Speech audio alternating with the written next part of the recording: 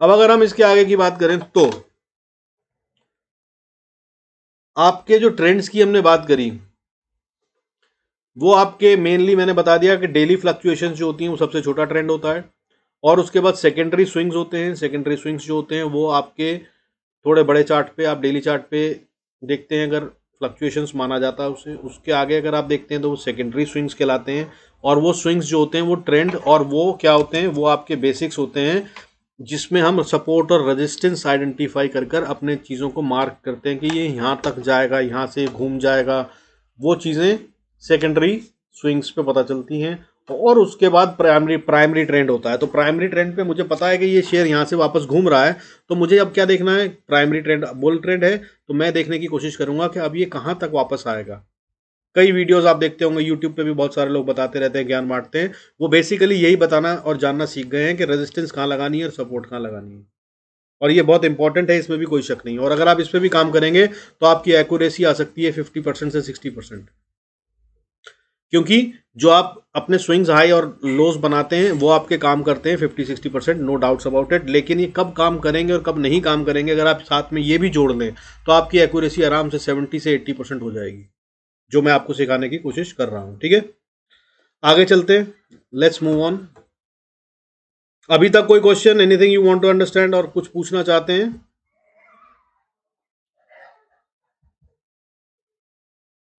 Sir, volume के बारे में कुछ पूछना था। हाँ जी, बताइए। सर, अक्सर देखा क्या है कि मैंने जितना एक तरह से यूट्यूब पे ही देखा है, दो तरह के वॉल्यूम के बारे में लोग बात करते हैं। एक वॉल्यूम के बारे में बात करते हैं जो कैंडल का वो रहता है, ओपनिंग क्लोजिंग, और हम्म। एक वॉल्यूम जो वॉल्यूम इंडिकेटर बताता है। जी, तो क्या फर्क है और क्या समानता है?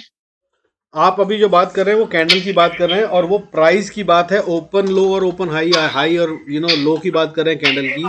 तो वो जो है वो वॉल्यूम की बात है ही नहीं, पहली बात वो प्राइस की बात है। ठीक है, दूसरी बात वॉल्यूम के बारे में जो मैंने अभी बताया आपको, आपने शायद मिस कर दिया वो पॉइंट, दोबारा सुनिए। वॉल्यूम कंफर्म्स और रिजेक्ट्स दी ट्रेंड। ठीक है, ये वाला पॉइंट अगर आप देखें, ये मेरा कर्सर आपको दिख पा रहा है सेंटर ऑफ द शीट में, जी जी।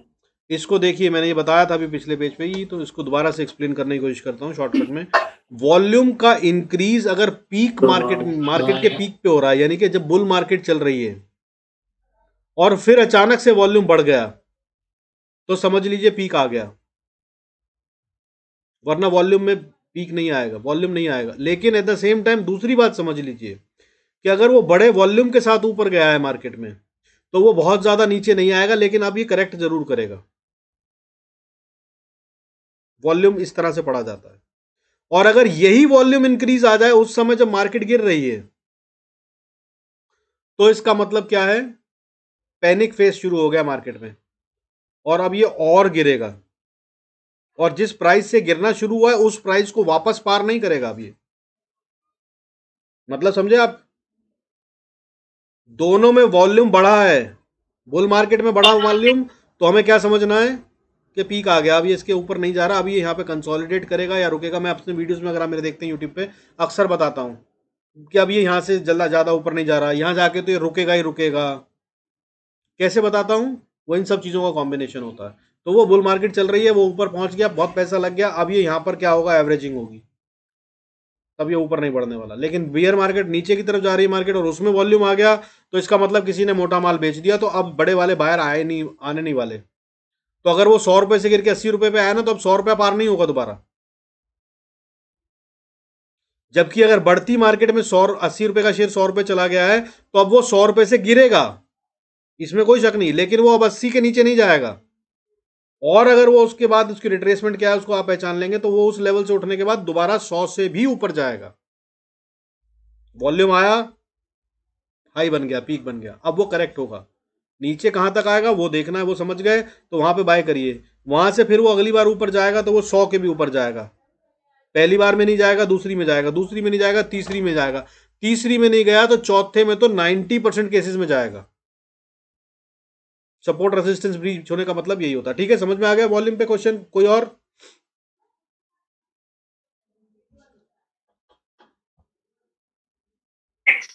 शैल we move on? Yes sir. चलिए आगे चलते हुए, डाउ थ्योरी मैंने बताया जैसे कि चार्ल्स डाउ थे जिन्होंने ये शुरू करा था, तो उन्हीं के आगे और पॉइंट्स जैसे मैंने पहले 3 पॉइंट आपको बताए ट्रेंड के बारे में, आप ये है उनके क्लासिफिकेशन ऑफ ट्रेंड्स जो है वो देर आर 3 ट्रेंड्स। 3 ट्रेंड्स क्या होते हैं? प्राइमरी, सेकेंडरी और डेली फ्लक्चुएशंस, ये मैंने आपको बता दिया। लेकिन अब इसकी बात समझिए कि क्या होता है, कैसे होते हैं ये, कैसे मैं आइडेंटिफाई करूंगा कि ये ट्रेंड ही का हिस्सा है या नहीं। वो होता है प्राइमरी ट्रेंड जो होता है वो लॉन्ग टर्म होता है, मैंने जैसा आपको बताया। तो वो जो होता है ना वो समुद्र की लहरों जैसा होता है या तूफान जैसा होता है। मतलब समुद्र में एक जब सुनामी आता है तो क्या होता है, अचानक से धड़ाम करके कुछ भी उछाल देते हैं, right? That's how will come in the primary trend. मैं एक शेयर को देखता हूँ कि यार 6 महीने से तो बढ़ा नहीं था, Tata Motors is a great example अभी के टाइम पे 200-300।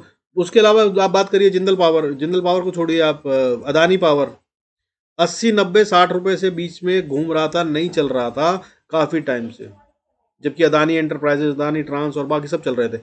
उसने जब 90 को छोड़ा और ऊपर पार करा तो 110 एक रेजिस्टेंस थी जो मैंने बोल रखा था, और मैंने मल्टी बैगर इसको पहले दे रखा था अपने क्लाइंट्स को। उसके बाद इसने 110 को वापस नहीं देखा है, 300, 350 ऐसे बढ़ता जा रहा है। मतलब उछाल आया। प्राइमरी ट्रेंड क्या है उसका मुझे पता था, और वो अब जो 90 से उछल के 300 तक चला गया, 300 के पार चला गया है, अब ये 90 पे दोबारा जिंदगी में नहीं मिलेगा। ऐसे उछाल होते हैं, अगर आप लॉन्ग टर्म में देखेंगे तो ये आपको दिखेगा। लेकिन अगर आप बात करें हम सेकेंडरी ट्रेंड की, तो सेकेंडरी ट्रेंड कैसा दिखता है? वो ओशन वेव्स जैसा दिखता है।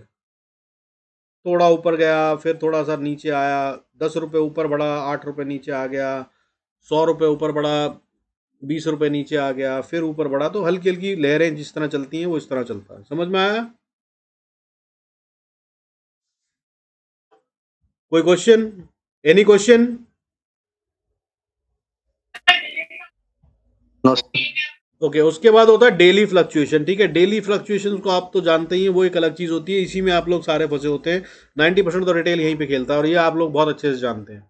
ये तो उछल कूद करता रहता है, कहीं भी दो चीज से टकराया, एक पहाड़ से टकराया, एक पत्थर से टकराया, बहुत सारे चींटे ऊपर को आए, फिर ठंडा हो गया, फिर अचानक से पानी लहरें पीछे गई तो अचानक से रेत दिखने लग गया नीचे, अब तो गए यार मैं तो फंस गया। इस तरह से लॉन्ग टर्म इन्वेस्टर बन जाते हैं। ठीक है, so that's what is called ripple effects. ठीक है, बहुत छोटी छोटी वेरिएशंस होती हैं, लेकिन यही है जो रिटेल को फंसाती हैं और डराती हैं और समझाती हैं। अच्छे वाले शेयरों को वो बेचते हैं इन्हीं में फंसकर, और बुरे वाले शेयरों को टॉप पे खरीदते हैं इन्हीं में फंसकर। ठीक है, क्लियर? अब इसके आगे अगर हम चलें तो इसको डेफिनेशन के तौर पे अगर हम बात करें तो वो होता क्या है, दैट ट्रेंड रिवर्सल आपको जरूर देखना। मैंने पहले भी बताया अभी बैक इन स्लाइड्स में कि कंफर्मेशन का जब आप, और मेरे वीडियोस में भी बताता हूँ, ट्रेनिंग में अगर कैंडल स्टिक आपने देखा है मेरा, बाकी भी सब वीडियोस में बताता हूँ, जब तक कंफर्मेशन कैंडल ना आ जाए तब तक ट्रेड मत कीजिएगा। And that's the basic rule. क्यों बॉस? आप समझिए कि अगर आपका लॉन्ग टर्म ट्रेंड ऊपर चल रहा है ना, तो वो रिवर्स ऐसे नहीं होगा, क्योंकि जो स्मार्ट मनी ट्रेंड चलाता है वो पहले अपना प्रॉफिट बुक करेगा, अपने पैसे बाहर निकालेगा, और उसके बाद नीचे जाएगा और वो दिख जाएगा। देखने वाला चाहिए। तो क्या होता है, जब तक कंफर्मेशन ना दिख जाए, और वो कहीं ना कहीं दिखेगी, ठीक है, जनरली प्राइस में और एवरेज में साफ दिखता है। हालांकि इसको बहुत सारी चीजों से कॉम्बिनेशन करते हैं, इसमें बात करेंगे। तो से up trend is not continuing but has it been reversed. मतलब हो सकता है कि एक चीज जो बढ़ रही थी, निफ्टी अभी हमारा 18,000 के पार आ गया है, तो ये बढ़ ही रहा है ना। कोरोना आया था तो हम 8-9-10 हज़ार तक चले गए थे, अभी 18,000 आ गए। तो ट्रेंड क्या है? अप ट्रेंड है। अब सब लोग कुछ 2 दिन बोलते हैं कि आज तो अब डाउन ट्रेंड शुरू हो गया। मैं हर वीडियो में बोलता हूँ कि टाइम बाय करने का है। अभी मैं क्या बोल रहा हूँ, बाय मत करिए। क्यों मत बाय करिए? क्योंकि एक डिप आएगा। मैं ये नहीं कहता हूँ कि ट्रेंड रिवर्सल हो गया, मार्केट में बड़ी करेक्शन आने वाली नहीं, क्योंकि लॉन्ग टर्म प्राइमरी ट्रेंड मैं देखता हूं और अभी तक कोई साइन नहीं आया कि वो गिरेगा। उसको मैं मंथली और वीकली पे देखता हूं, और मंथली पे क्लोजिंग जो आई है वो हाईएस्ट क्लोजिंग आ चुकी है, तो ट्रेंड अपसाइड का ही है, इसमें कोई शक नहीं। बट अब रिट्रेसमेंट होगा, क्योंकि जैसे मैंने बताया वॉल्यूम आ गया एंड ऑल दैट स्टफ। ठीक है, तो इस तरह से देखना होता है। जब तक आपका कंफर्मेशन ना आ जाए और रिवर्सल का आपको साइन ना मिले, तब तक मत मानिएगा कि रिवर्सल आ गया कभी भी। ठीक है, कोई भी ट्रेंड हो, चाहे वो प्राइमरी ट्रेंड हो, सेकेंडरी ट्रेंड हो, चाहे वो डेली फ्लक्चुएशन हो। Got it? पवन आवाज नहीं आ रही, कुछ कह रहे हो अगर तो।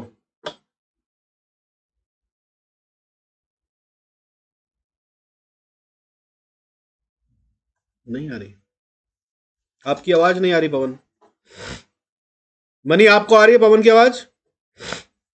हाँ सर, उतना थोड़ी थोड़ी आ रही है। तो पवन क्या बोल रहा है वो आप बता दीजिए मुझे, पवन की आवाज बिल्कुल भी नहीं आ रही। पवन आप उन्होंने कुछ, कहा नहीं, आपने बोला ना कि आप कुछ बोल रहे हैं, तो उन्होंने कहा नहीं। अच्छा ठीक है, चलिए तो आगे चले फिर। हाँ सर। ओके, और कंफर्मेशन कैसे आती है वो भी सुन लीजिए। बड़े वाले ट्रेंड की बात कर रहा हूं, इसको गौर से समझिएगा। और ये रूल जो है, ये गोल्डन रूल है, सब जगह काम करता है और स्मार्ट मनी इसी पे काम करता है। वो रूल क्या है? ट्रेंड रिवर्सल का मतलब ये होता है कि जब बड़े वाला ट्रेंड हमारा चल रहा था, वो अगर 20% इधर से उधर कर दे, तब मतलब रिवर्सल आ गया, ये डाउ थ्योरी कहती है। 20%, 20%, यानी कि अगर अभी हम 18,000 पे बैठे हैं, तो अगर 3,600 पॉइंट छोड़ देगा निफ्टी, तो मान लीजिएगा कि लॉन्ग टर्म में अब हम बियरिश हो गए, रिसेशन आने वाला है। उससे पहले सब बातें कर रहे हैं, सुनते रहिए। क्लियर? और इसको लिख लीजिए, ये बार बार आगे आपको काम आएगा। मैं बार बार पूछूंगा कि क्या ट्रेंड रिवर्सल आ गया कि नहीं आ गया, तो ये होगा। और जब तक 20% नहीं टूटा, तब तक वो बाय ऑन डिप्स की अपॉर्चुनिटी होती है। और इसके आगे एक बात और सर बता दूं, 33% से पहले स्मार्ट मनी अपना स्टॉप लॉस नहीं लगाता है। स्मार्ट मनी जब भी स्टॉप लॉस लगाता है, तो वो किसी चीज को अगर उसने खरीदा है एक प्राइस पे, तो वो वहां से जब तक 33% का डिप ना आ जाए, तब तक वो जनरली एग्जिट नहीं करता। क्योंकि वो जो बाय करता है, वो बहुत लॉन्ग टर्म के लिए और मोटे प्रॉफिट के लिए करता है। हम 5, 10, 20, 50% तक की सोचते हैं, वो 200, 300, 500% की बात कर रहे होते हैं। वो 10, 20, 30% के लिए नहीं जाते। तो इसलिए उनका स्टॉप लॉस भी 33% से नीचे कभी नहीं होता। हो सकता है वो 33% पे भी एवरेज करके और बढ़ाएं, अगर उनको फंडामेंटल्स पे पूरा यकीन है, या कि कोई और बड़ी बात हो रही है तो। बट 33% टूटने से पहले कभी भी शेयर जो है वो रिवर्स हो गया ऐसा नहीं सोचिएगा, या अच्छा शेयर बेकार हो गया, नहीं होता। लेकिन एट द सेम टाइम 200 मैंने जो बताया है मूविंग एवरेज, उसके नीचे अगर कुछ काम कर रहा है, तो उसको कभी बाय करने की सोचिएगा भी मत। 200 के नीचे काम करने का बेसिक मतलब ये होता है कि फंडामेंटल्स खराब हो चुके हैं कंपनी के, या उस बिजनेस के, या फिर उस कंट्री के, जहां भी वो डिप आ रहा है। 200 के नीचे अगर प्राइस ट्रेड कर रही है, तो बॉस हाथ ही नहीं लगाना उसको बाय साइड पे। ओके मनी जी, आप कुछ क्वेश्चन पूछना चाह रहे थे, अगर चाह रहे हैं तो फिर पूछ लीजिए, नहीं तो फिर आगे चलें। सर, ये जो 20% आपने बताया, can you elaborate with some example?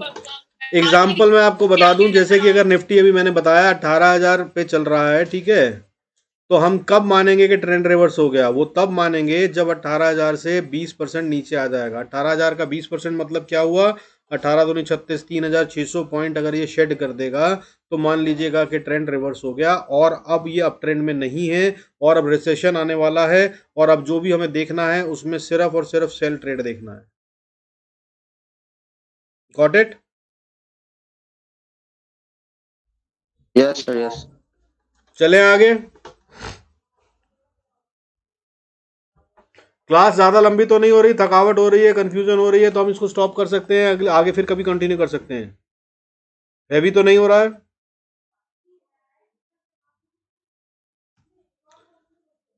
Okay, चले पवन, कुछ कह रहे हैं आप? ओके, तो अब हम बात करने वाले हैं बुल ट्रेंड और बियर ट्रेंड की। बुल ट्रेंड क्या होता है, बियर ट्रेंड क्या होता है, ठीक है, कैसे समझा जाए और क्या होता है। जो आपने क्वेश्चन पूछा उसी को एलाबोरेट करते हुए समझिए कि एक बुल ट्रेंड चल रहा है और स्टॉक की कीमत 100 रुपए चल रही है, ठीक है। मनी अपना कैमरा ऑन कर लीजिए प्लीज। तो अगर स्टॉक की कीमत 100 रुपए चल रही है, तो वो 90 पे आ गया, 10% चला गया, क्या ये ट्रेंड रिवर्सल हो गया? नहीं, अभी नहीं हुआ। बुल ट्रेंड ही है, इसको बेचने की सोचिए मत। अब ये सोचिए कि ये कहां तक गिरेगा और मेरे को कहां बाय करना है। This is an opportunity to buy on dips. उसके बाद ये मान लीजिए 81 पे आ गया, अब 19% टूट गया है। क्या ट्रेंड टूट गया? नहीं, ट्रेंड अभी इज इंटैक्ट। अभी भी इसको ये सोचिए कि बाय कर लो, this is the best place to buy a share. 100 रुपए का शेयर 81 पे आ गया, इसका मतलब ये अब यहां से तो कूदेगा वापस। यही मानकर ट्रेड लीजिए, इसी को कहते हैं रिस्क रिवॉर्ड मैनेज करना। मतलब अगर ये 80 पे हमको खरीदने के लिए मिल रहा है 81 पे, अभी ट्रेंड रिवर्सल नहीं हुआ, तो या तो ये क्या होगा, नीचे जाएगा और 80 को तोड़ देगा, हम मान लेंगे रिवर्सल हो गया ट्रेंड का, राइट। तो हमारा स्टॉप लॉस क्या होगा? 1 रुपया 2 रुपया, छोटा सा स्टॉप लॉस हो गया। मेरे जो छोटा स्टॉप लॉस अगर आप देखते हो वीडियो में देता हूं, मैं ऐसे ही देता हूं। कितना छोटा स्टॉप लॉस देता हूं मैं, और वो 80% ऑफ द टाइम टूटता नहीं है। ऐसे निकालते हैं। क्यों? अब वो 100 रुपए का शेयर था, 80 रुपए पे आ गया, का 81 पे आ गया, इसका मतलब ये यहां से तो बाउंस करना ही चाहिए। और अगर ट्रेंड रिवर्सल होने वाला है तो भाई 80 के नीचे चला जाएगा तो मैं बाहर निकल जाऊंगा। मैं तो जो आप कहोगे वो मानूंगा, स्मार्ट मनी आप हैं, जैसा करेंगे मैं मान लूंगा। तो मैं 2 रुपए का रिस्क ले रहा हूं। लेकिन अगर ये बढ़ना शुरू हुआ तो कहां जाएगा? अब मैंने बताया था पीछे, अब ये 100 रुपए के भी ऊपर जाएगा। और 100 रुपए तो जाएगा ही जाएगा कम से कम, नहीं तो 90 पे आके तो रुकेगा नहीं, क्योंकि पहला स्टॉप क्या लिया है इसने? 90 रुपए लिया है, तो 90 तक तो पहले ही झटके में चला जाएगा। फिर वहां शायद हो सकता है दोबारा कंसोलिडेट हो। लेकिन अगर आप लॉन्ग टर्म इन्वेस्ट करना चाहते हैं तो 81 रुपए is the best price to buy, क्योंकि यही वो जगह है जहां पे मेरा स्टॉप लॉस सबसे छोटा है। 2 रुपए का स्टॉप लॉस, 20 रुपए का प्रॉफिट कम से कम। क्या बात है, बढ़िया है, खरीद लो। ठीक है। लेकिन अगर ये 80 के नीचे चला गया और 79 पे ट्रेड कर रहा है, और खासतौर पे क्लोजिंग बेसिस पे इन्वेस्टिंग के लिए काम होता है ये, तो मान लीजिए कि फिर स्टॉप लॉस ट्रेंड, अब ट्रेड खत्म हो गया। अब क्या होगा? अब अगर 79 इसने छू दिया है तो हो सकता है ये वापस उछले और 80 85 90 तक आ जाए। तो अब आप क्या करेंगे? अब आपको इसको खरीदना नहीं है। अब आप इसमें क्या ढूंढेंगे? Sell on rise opportunity. जब जब बढ़े तब आप खरीदिए। क्यों? क्योंकि इसने 79 दिखा दिया है, 20% से ज्यादा टूट गया है। रूल कहता है तो हम रूल को ही मानते और फॉलो करते हैं। तो अब मुझे पता है पहला स्टॉप क्या है इसका, 90 रुपए। तो भाई 79 को छूने के बाद अगर ये 90 पे आ गया तो मैं क्या कोशिश करूंगा? इसको खरीदने की नहीं, इसको बेचने की कोशिश करूंगा, क्योंकि अब ये यहां से ही वापस घूम जाना चाहिए। क्योंकि इसका ट्रेंड क्या हो चुका है? बुल ट्रेंड से बियर ट्रेंड हो चुका है। Got it?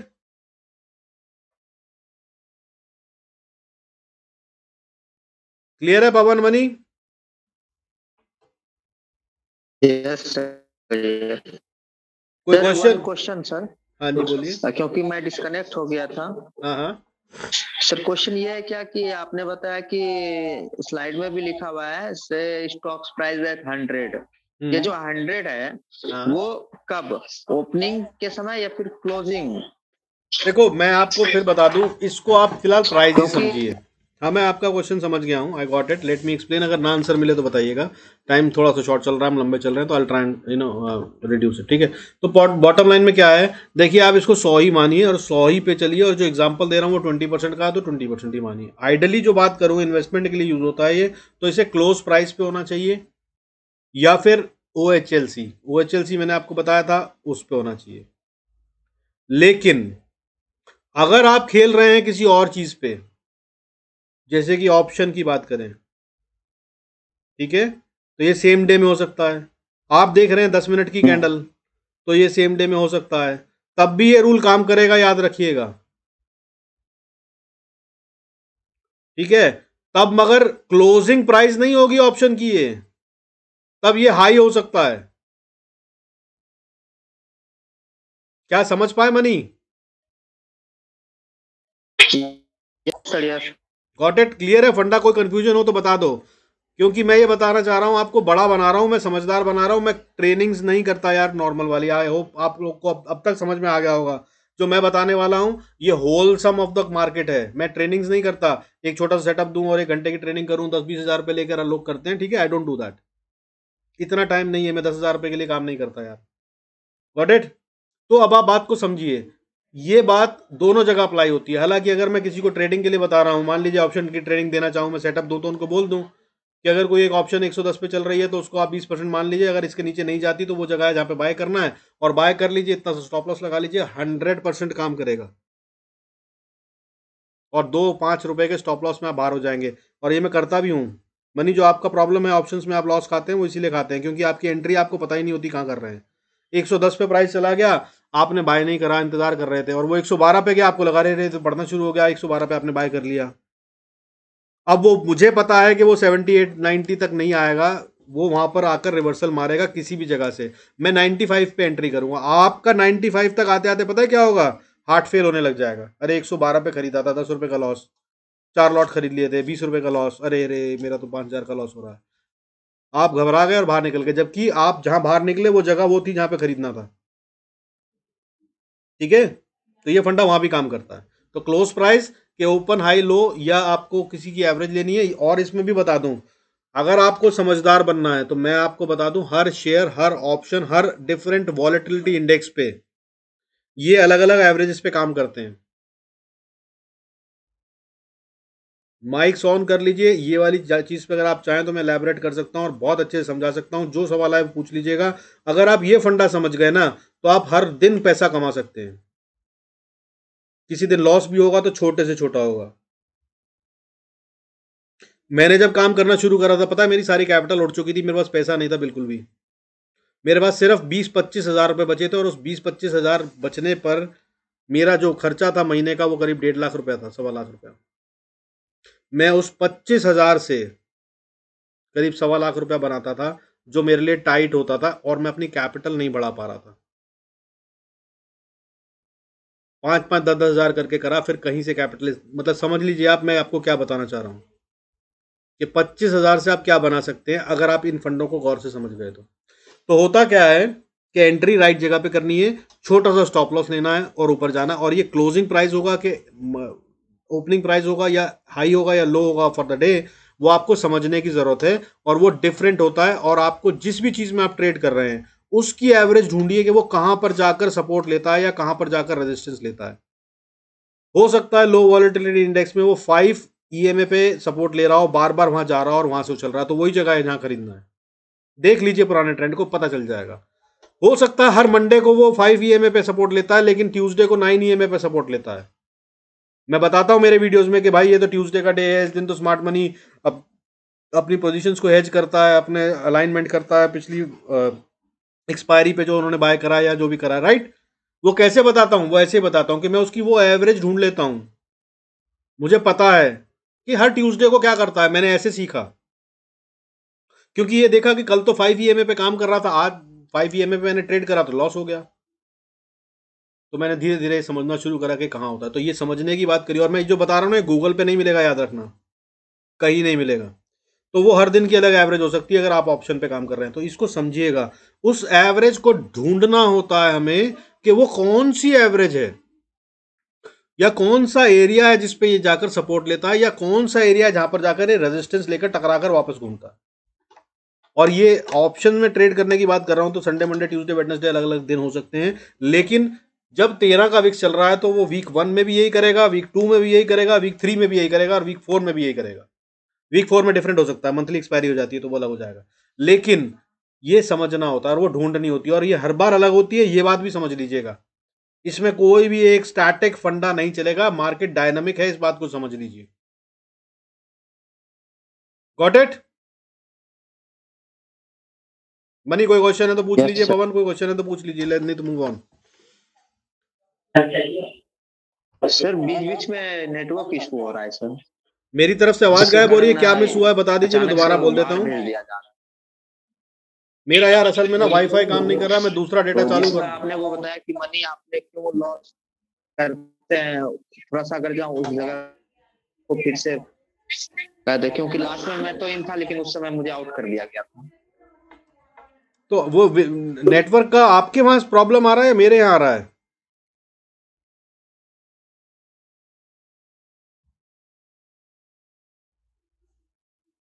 मनी, क्या मैं अपना नेटवर्क चेंज करूं या आपका नेटवर्क प्रॉब्लम दे रहा है? मुझे बता दीजिए, नहीं तो मैं दूसरा नेटवर्क पकड़ता हूं।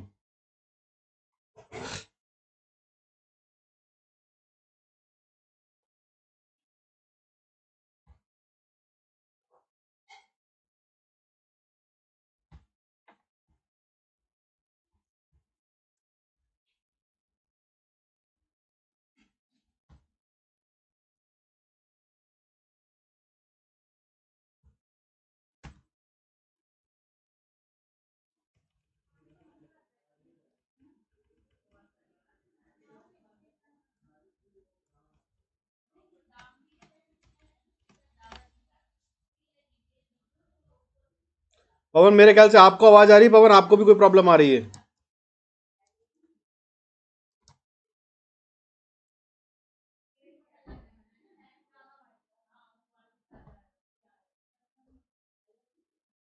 अभी आवाज क्लियर है? मैंने दूसरा नेटवर्क यूज कर लिया है। I have change my network.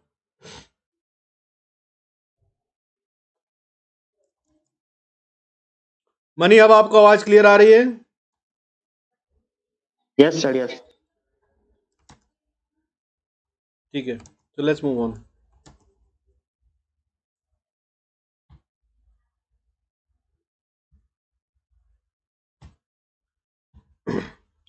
Okay, तो अब ये क्लियर हो गया। अब बुल ट्रेंड से बियर ट्रेंड की तरफ मूव कर लेते हैं। बियर ट्रेंड भी इसका ऑलमोस्ट रेप्लिका है, लेकिन थोड़ा सा ट्रिकी है, उसको समझ लीजिए। बियर ट्रेंड में अगर हम बात कर रहे हैं कि एक स्टॉक जो है वो 80 रुपए पे चल रहा है, ठीक है, उसने लो बनाया 80 रुपए का और अब वो ट्रेडिंग कर रहा है 89 पे, तो क्या बियर ट्रेंड खत्म हो गया? 10% ऊपर आ गया शेयर, आमतौर पर रिटेल यहीं फंसता है और वो बाय कर लेता है। नहीं करना है, क्योंकि अभी ट्रेंड कंटिन्यू हो रहा है बुल ट्रेंड के हिसाब से ही जो मैंने बताया। अब अगर वो 99 पे आ गया तो 80 रुपए से 99 मतलब 19% पे आ गया। यही वो जगह है जहां पे मैं सेल करने की सोचता हूँ, क्योंकि ये या तो यहाँ से रिवर्सल लेगा या 2 रुपए ऊपर जाएगा तो मुझे बता देगा कि भाई ये तो ब्रेकआउट है। कई वीडियोस में आपने सुना होगा कि ब्रेकआउट आ गया, ब्रेकआउट आ गया, ये हो गया, वो यही बताते हैं, ठीक है। जैसे 99 की जगह 100 पे आ गया तो ब्रेकआउट आ गया। वो अपनी सपोर्ट रेजिस्टेंस प्रीवियस वाली भी बात करते हैं, उसके बारे में भी हम बात करेंगे, वो भी बताऊंगा, लेकिन बॉटम लाइन यही होती है, ठीक है। अब अगर ये 101 पे आ गया तो अब क्या है? अब ट्रेंड रिवर्स हो चुका है, लेकिन क्या मैं बाय कर लूंगा यहाँ पे? नहीं, मैं अभी भी नहीं बाय करूंगा। अब मैं कब बाय करूंगा? 101 दिखा दिया इसने तो मैंने मान लिया कि अब ट्रेंड रिवर्स हो चुका है। क्यों? क्योंकि ये 80 से 101 पे आ गया। रिटेल यहीं पे खरीद लेता है और फंस जाता है, फिर ये 90 पे आता है, दोबारा घबरा जाता है और बाहर निकल जाता है कि अरे लगता है अभी भी डाउन ट्रेंड ही है, बाहर आ गया। और इस तरह से रिटेल से माल निकलवाता है स्मार्ट मनी और फिर इंजॉय करता है। मैं कब खरीदूंगा? मैं इंतजार करूंगा और देखूंगा कि कहाँ रिट्रेस करेगा। तो 2 पॉइंट बनते हैं, एक तो 89 पे ये आएगा, ठीक है, या तो 99 पे आके ही वापस चला जाएगा। तो अगर 99 पे आया तभी मैं बाय करूंगा, मैं 101 पे नहीं खरीद रहा हूं। और 99 पे भी मैं कब खरीदूंगा? जब ये 99 पे आया और 101 को पार कर गया तो मैं 102 पे खरीद लूंगा। नहीं तो मैं 101 पे खरीद कर फंसूंगा नहीं, क्योंकि उसके बाद मैं इंतजार करूंगा। 80% केसेस में ये वापस आता है और 99 या 89 या फिर 80 तक भी आएगा। 80 नहीं तो 81 तक आएगा और मैं वहां पे एंट्री मारूंगा, और वहां बाय करा जिसने वो मोटा खाएगा। क्यों? क्योंकि अब ये 101 तक तो जा ही रहा है, पहली बात, क्योंकि ट्रेंड रिवर्सल हो गया। अब उसके बाद असल में मेरा प्रॉफिट शुरू होगा। तो मैं क्या करता हूं, जैसे कि 1000 शेयर खरीद लिए, ठीक है, 80 पे, जैसे ही ये 101 पे आएगा तो 1000 में से 700 शेयर बेच दूंगा। इस तरह से मेरी प्राइस पता है कितनी आ जाती है? मेरी प्राइस जो है करीब 60-70% नीचे आ जाती है, बाइंग प्राइस। यानी कि जो मैंने 89 पे खरीदा उस पर मैंने 20 रुपए प्रॉफिट कमा लिया 700 शेयरों पे, राइट। तो 140 पॉइंट खा लिए 300 शेयरों पे। अब 300 शेयरों पे आप 140 को अगर डिवाइड करें तो कितने बनते हैं? सीधा सीधा 50 रुपए मोटा मोटा आप कम कर सकते हैं, मोटा मोटा। तो मेरी बाइंग प्राइस क्या हो गई? मैंने कितने पे खरीदा? मैंने 80 पे अगर खरीदा, 50 पॉइंट अगर नीचे कम कर दूं तो मेरी बाइंग प्राइस अब पता क्या आ रही है एवरेज में? 30 रुपीज के करीब, 30-35 रुपीज, 30 की। है ना। तो अब 30-35 पे आ गई, तो अब मुझे डरने की जरूरत है क्या? मैंने जो पैसा लगाया वो पूरा निकाल चुका। अब जो नीचे बैठा है 30 रुपए तक ले जाओ शेयर को, मुझे कोई डर नहीं। और 30 रुपए तक आ जाएगा तो क्या मैं फंस जाऊंगा? नहीं। अरे भाई 80 के नीचे ले जाओगे, 70 पे ले जाओगे, 50, 55, 60 पे, कहीं तो मुझे समझ में आ जाएगा कि बहुत हो गया, बाहर निकल जाओ। तब भी मैं क्या कर रहा हूं, वो 30 रुपए पे बाय कर रहा हूं, 300 शेयर पे भी मैंने 30 रुपए का प्रॉफिट कमा लिया, राइट। तो मुझे डर ही नहीं लगता। और अगर ये ऊपर गया, जो कि 80% केसेस में जाता है, तो ये 101 तक तो जाएगा, वहां पे मैंने प्रॉफिट बुक करा। अब 101 के ऊपर 20% आएगा, क्योंकि अब तो ट्रेंड रिवर्सल हुआ है भाई। स्मार्ट मनी अब मूव करवाएगा इसको, तो 30, 35, 50% का मूव तो अब आएगा, राइट। तो वो असली जगह होती है और अब मेरे को डर भी नहीं लगेगा। क्यों? क्योंकि मेरे पास 300 शेयर हैं जो सेफ है, मुझे डरने की जरूरत ही नहीं है। वो 30 रुपए की एवरेज प्राइस पे हैं और मैं अपने स्टॉप लॉस फिर उसके बाद ट्रेल कर लेता हूं, क्योंकि मैं अपने डेटा को जब देखता हूं तो मुझे समझ में आ जाता है कि मैंने अब ये 100 रुपए पे इसको बुक कर लिया है, तो अब ये कहां से नहीं जाना चाहिए नीचे, कहां पे स्मार्ट मनी ने और बड़ी बाइंग करी है, उसको मैं अपना स्टॉप लॉस बना लेता हूँ। वो हो सकता है 95 हो सकता है वो 85 हो, तो मैं तो उसमें भी मोटा प्रॉफिट ही ले रहा हूँ, बड़ा वाला प्रॉफिट लेके निकल जाऊंगा। और नहीं तो उसमें भी मैं कितने शेयर बेचता हूं पता है आपको?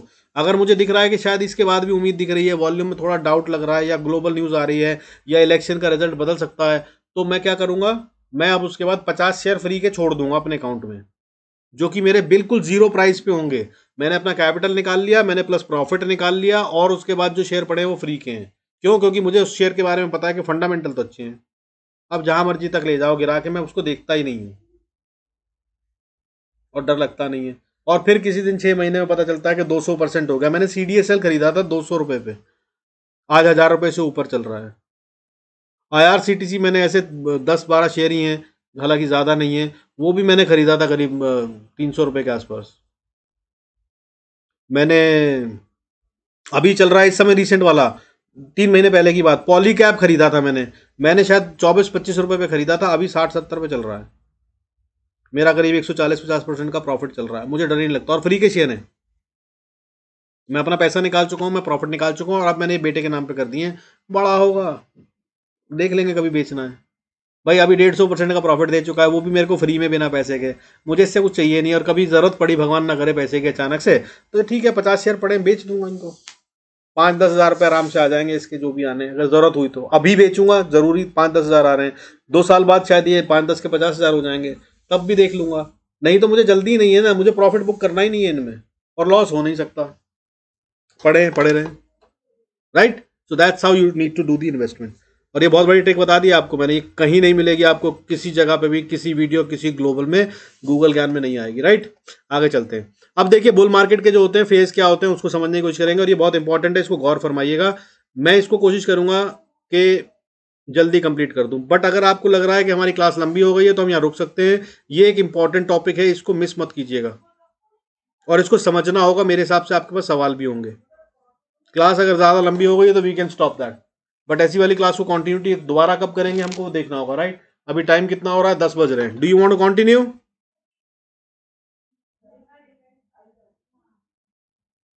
मनी आप भी?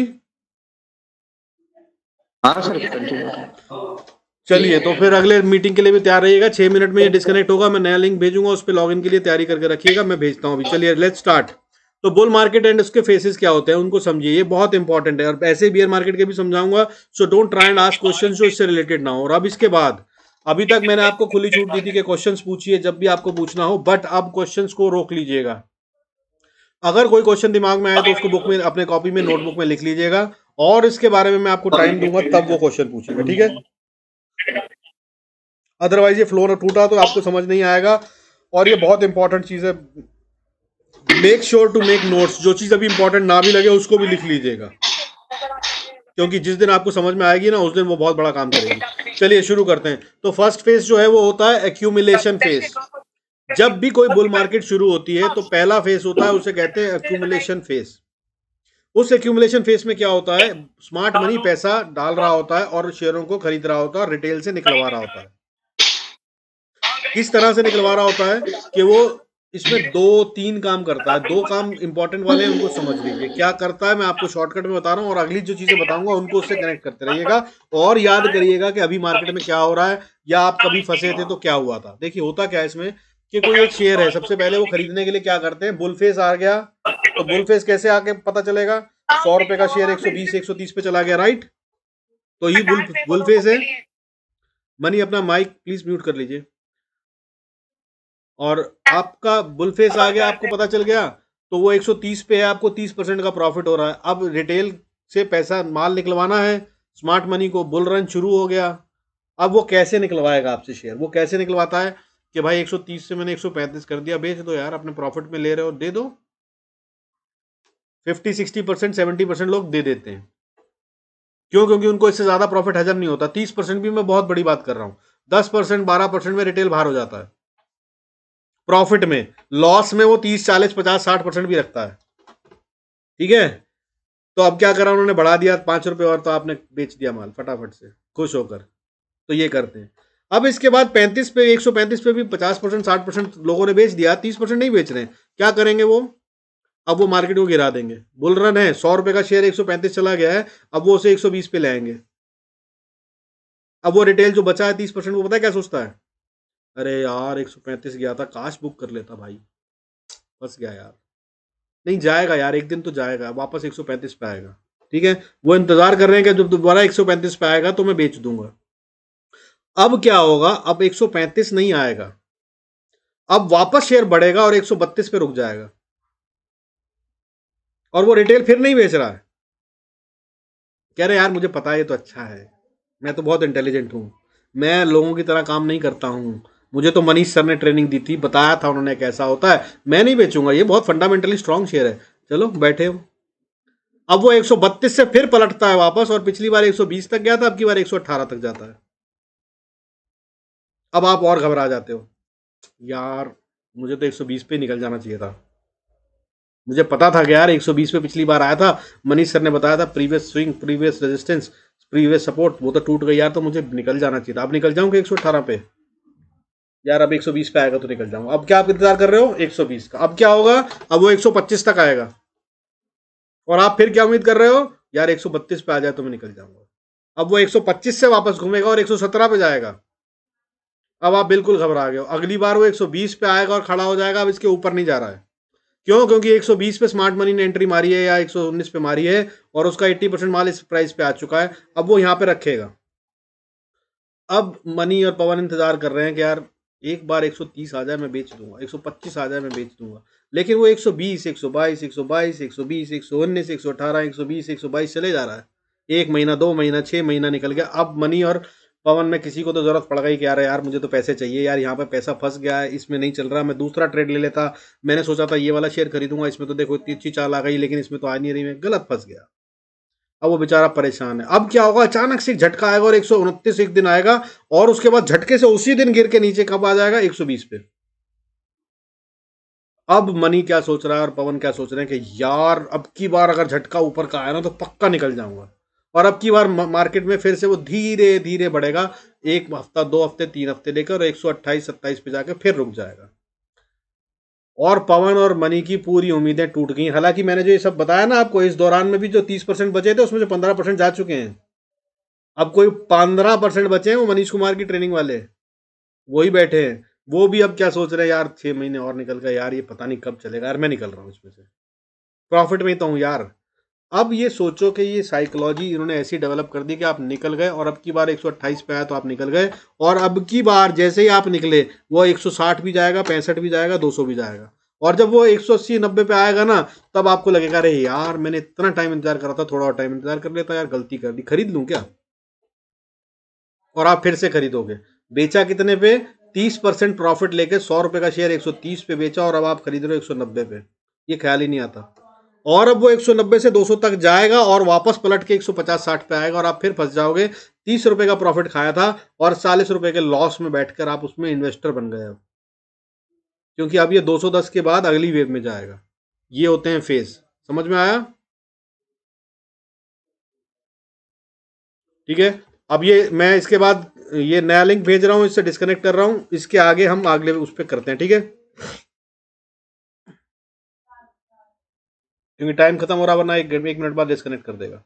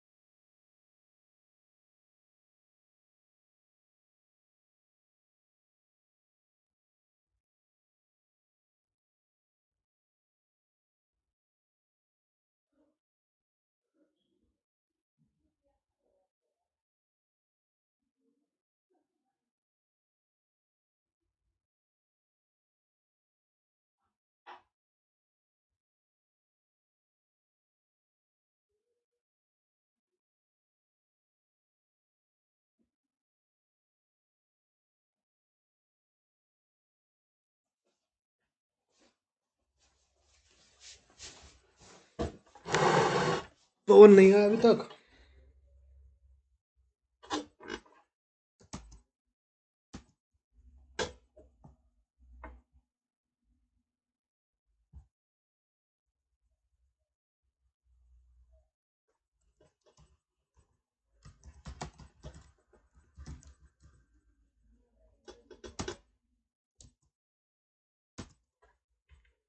मनी तब तक बात कर लेते हैं जब तक पवन आए।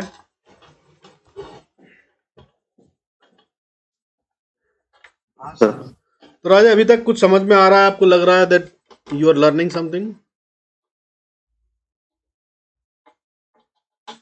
हाँ सर, और ये जो आपने ये बुल मार्केट इन फेजेस का फर्स्ट फेज एक्यूमुलेशन फेज बताया है, तो हमको लगता है कि सबसे मैक्सिमम टाइम मैं ट्रैप हुआ तो इसी में हुआ हूँ।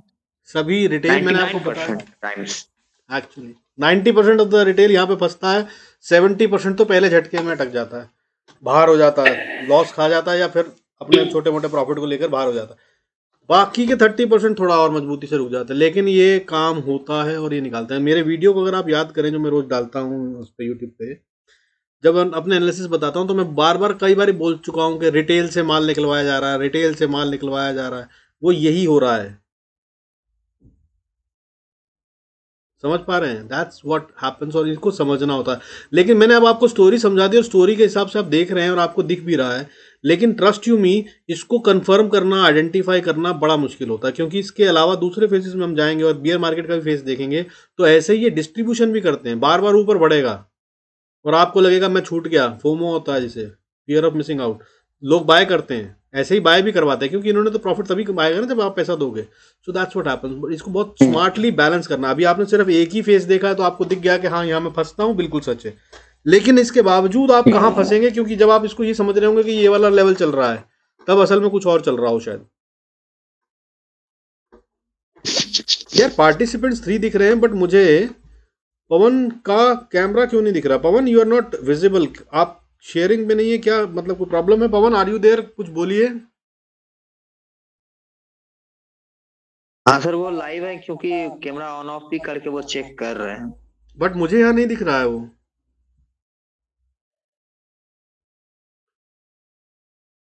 आपकी बात हो रही है तो पूछिए, अगर उसको कुछ और चाहिए तो।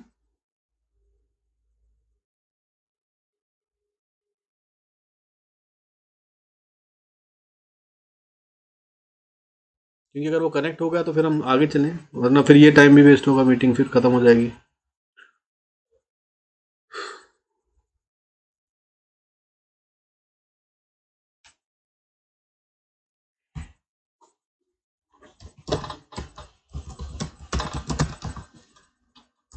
हाँ कनेक्ट है सर, वो कनेक्ट है, मैंने उनसे पूछा डायरेक्ट मैसेज करके, तो बोल रहे हैं कि मैं कनेक्ट हूँ। अच्छा, पर मुझे तो दिख नहीं रहा, पता नहीं क्यों। चलो खैर, पवन अपना स्क्रीन शेयर या अपना वीडियो शेयर कर लीजिए। शायद आपने अपना मोड चेंज कर दिया है, सो आई कांट सी यू। हमें पता नहीं चलेगा अगर आप हट गए तो, बट आई एम अज्यूमिंग कि आप हैं और आप सब सुन रहे हैं। So we are starting the training, but अपना टेक्निकल देखकर कनेक्ट हो जाइए, क्योंकि यहाँ दिख रहे हैं आप मुझे, ठीक है? ओके, तो अब आगे चलते हैं, लेट्स स्टार्ट। स्क्रीन दिख रही है, क्लियर है? हाँ सर। ठीक है। ओके, तो यहाँ पे इन्वेस्टर्स क्या होते हैं, जो डिस्काउंटेड स्टॉक होते हैं वो उनको खरीदना शुरू कर देते हैं। जैसे कि अभी HDFC चल रहा है, LIC मैंने बताया वो चल रहा है, HDFC बैंक है, ICICI बैंक और SBI बैंक बढ़ चुके हैं। इससे पहले इनका एक्यूमुलेशन फेज चल रहा था, वो उन्होंने खूब बाइंग करी है, अगर आपको ध्यान हो तो। काफ़ी टाइम तक ये चल ही नहीं रहे थे, अब अचानक से कितने मोटा मोटा चल रहे हैं, 20-20%, 30-30% चले गए हैं। 4-4 दिन लगातार 52 वीक हाई बना रहे हैं, ठीक है? तो वो फेस होता है जिसमें कि वो एक्यूमुलेट कर रहे थे, वो उनका पार हो गया। लेकिन अगर एज अ होल हम निफ्टी की बात करें तो शायद अभी भी वो चल रहा है। लेकिन शेयर वाइज हम कई सारे, मैंने एक टाइम था, अगर आप वीडियोस देखते हो तो, तब मैं कह रहा था कि भाई ब्लू चिप में इन्वेस्ट मत कीजिए, ये ब्लू चिप का टाइम नहीं है, सिर्फ स्मॉल कैप में कीजिए।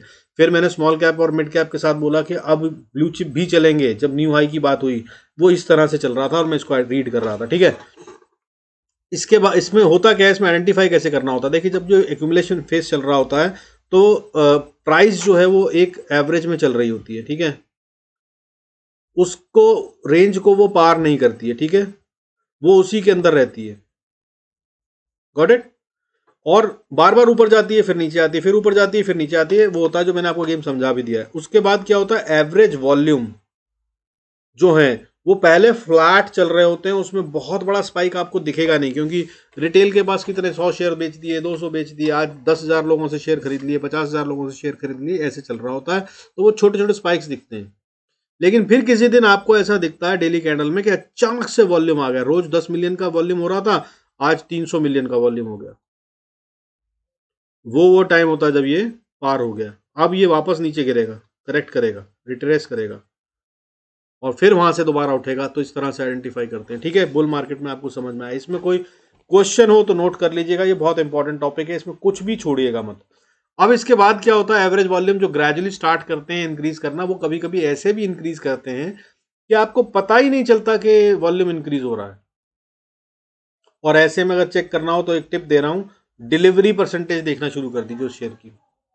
वो डिलीवरी परसेंटेज में दिखाई देना लगता है, यानी कि रोज जो ट्रेड हो रहे हैं वो शेयर 10 लाख हो रहे हैं, वो 10 लाख ही होते रहेंगे। लेकिन डिलीवरी में पता चलेगा कि रोज जो ट्रेड हो रहे हैं ना, वो खुद ही अपना शेयर खरीदते हैं, खुद ही अपना शेयर बेच देते हैं 2 अकाउंटों में से। और उसमें क्या होता है कि वॉल्यूम तो वो 10 लाख ही दिख रहा है, लेकिन डिलीवरी में कम जा रहा है। क्यों? क्योंकि उन्होंने तो इंट्राडे ट्रेड कर दिया, सुबह बेचा था 1 रुपये नीचे, फिर खरीद लिया, तो वो डिलीवरी नहीं दिखेगी। लेकिन फिर एक टाइम आता है जब वॉल्यूम तो 10 लाख ही दिख रहा है, लेकिन अब उन्होंने अपने शेयर रोज सवेरे बेचना और खरीदना बंद कर दिया है, अब रिटेल बेच रहा है। तो डिलीवरी परसेंट तब कितनी थी, तब शायद 30-40% चल रही होगी, अब अचानक से डिलीवरी परसेंटेज 80% आ जाएगी। मतलब जिसने सुबह बेचा वो कोई खरीद कर ले गया घर पे, डिलीवरी परसेंटेज, डिलीवरी का मतलब ये होता है, ठीक है। समझ पा रहे हैं इसमें? पवन कोई क्वेश्चन?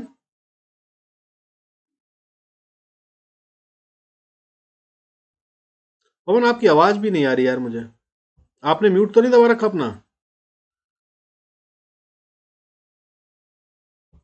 एक मिनट रुकिए, मैं आपको म्यूट करता हूँ, फिर देखते हैं क्या होता है।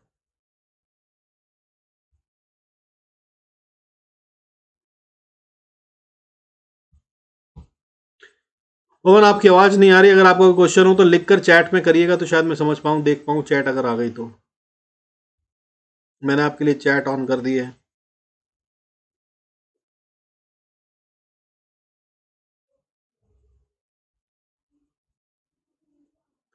या आप चाहें तो दोबारा डिस्कनेक्ट करके एक बार दोबारा कनेक्ट कर लीजिए पवन, अगर कोई दिक्कत आ रही तो। नहीं तो यार कंटिन्यू, कोई क्वेश्चन हो तो लिखकर भेज दीजिएगा, ठीक है। अब इसके आगे चलते हैं, फिर रिटेल क्या करता है, ये एवरेज वॉल्यूम नहीं पता चलता, डिलीवरी हमें देखनी होती है। डिलीवरी से समझ में आ जाता है कि उसके अंदर में लोगों ने जिन्होंने खरीदा वो बढ़ गया, तो टोटल वॉल्यूम ना बढ़े ऐसा भी होता है। और कभी भी कोई शेयर फटने वाला हो, यानी कि 10 रुपए का शेयर अगर 25 रुपए जाने वाला है, या 10 रुपए का शेयर 18 रुपए, 15 रुपए, 20 रुपए जाने वाला है, जो कि एक 15, 20, 25, 30% का मूव आने वाला होता है, तो उससे पहले वॉल्यूम हमेशा फ्लैट हो जाते हैं, वॉल्यूम में बढ़त नहीं दिखाई देगी। ये बात गांठ बांध लीजिएगा। किसी भी शेयर में बहुत बड़ा वॉल्यूम दिख रहा है तो वो बहुत तेजी से अब ऊपर बढ़ने वाला नहीं है।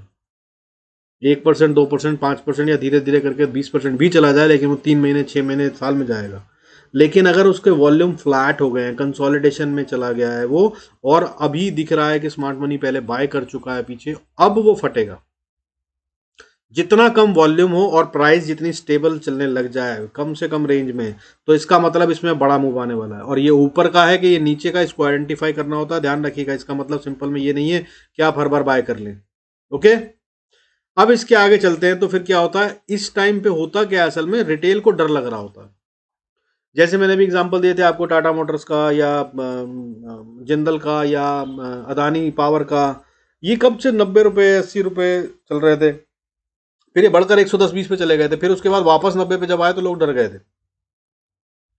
बहुत सारे लोगों को ये पता था कि ये अदानी का शेयर जो है इसमें अच्छी एवरेज है और ये ऊपर चढ़ेगा चढ़ेगा एक दिन,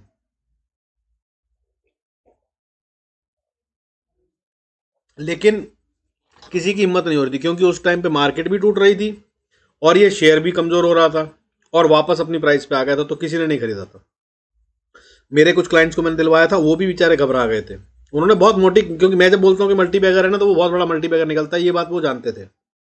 लेकिन ये वाला शेयर जो हमने खरीदना शुरू करा 110 से और वापस 90 पे आ गया, तो मेरे बहुत सारे क्लाइंटों ने, जिन्होंने 50-50, 60-60 हज़ार, 1-1 लाख शेयर खरीद लिए थे, वो भी घबराने लगे और उन्होंने अपनी क्वांटिटी कम कर ली थी। यार पता नहीं कहीं 90 भी टूट गया मार्केट, क्योंकि उस टाइम पे अगर आपको याद हो, ये प्राइस के बारे में पता है तो देखिएगा कब था, तो वो बहुत बड़ा डिप आया था और सब घबरा गए थे कि अब तो मार्केट गई।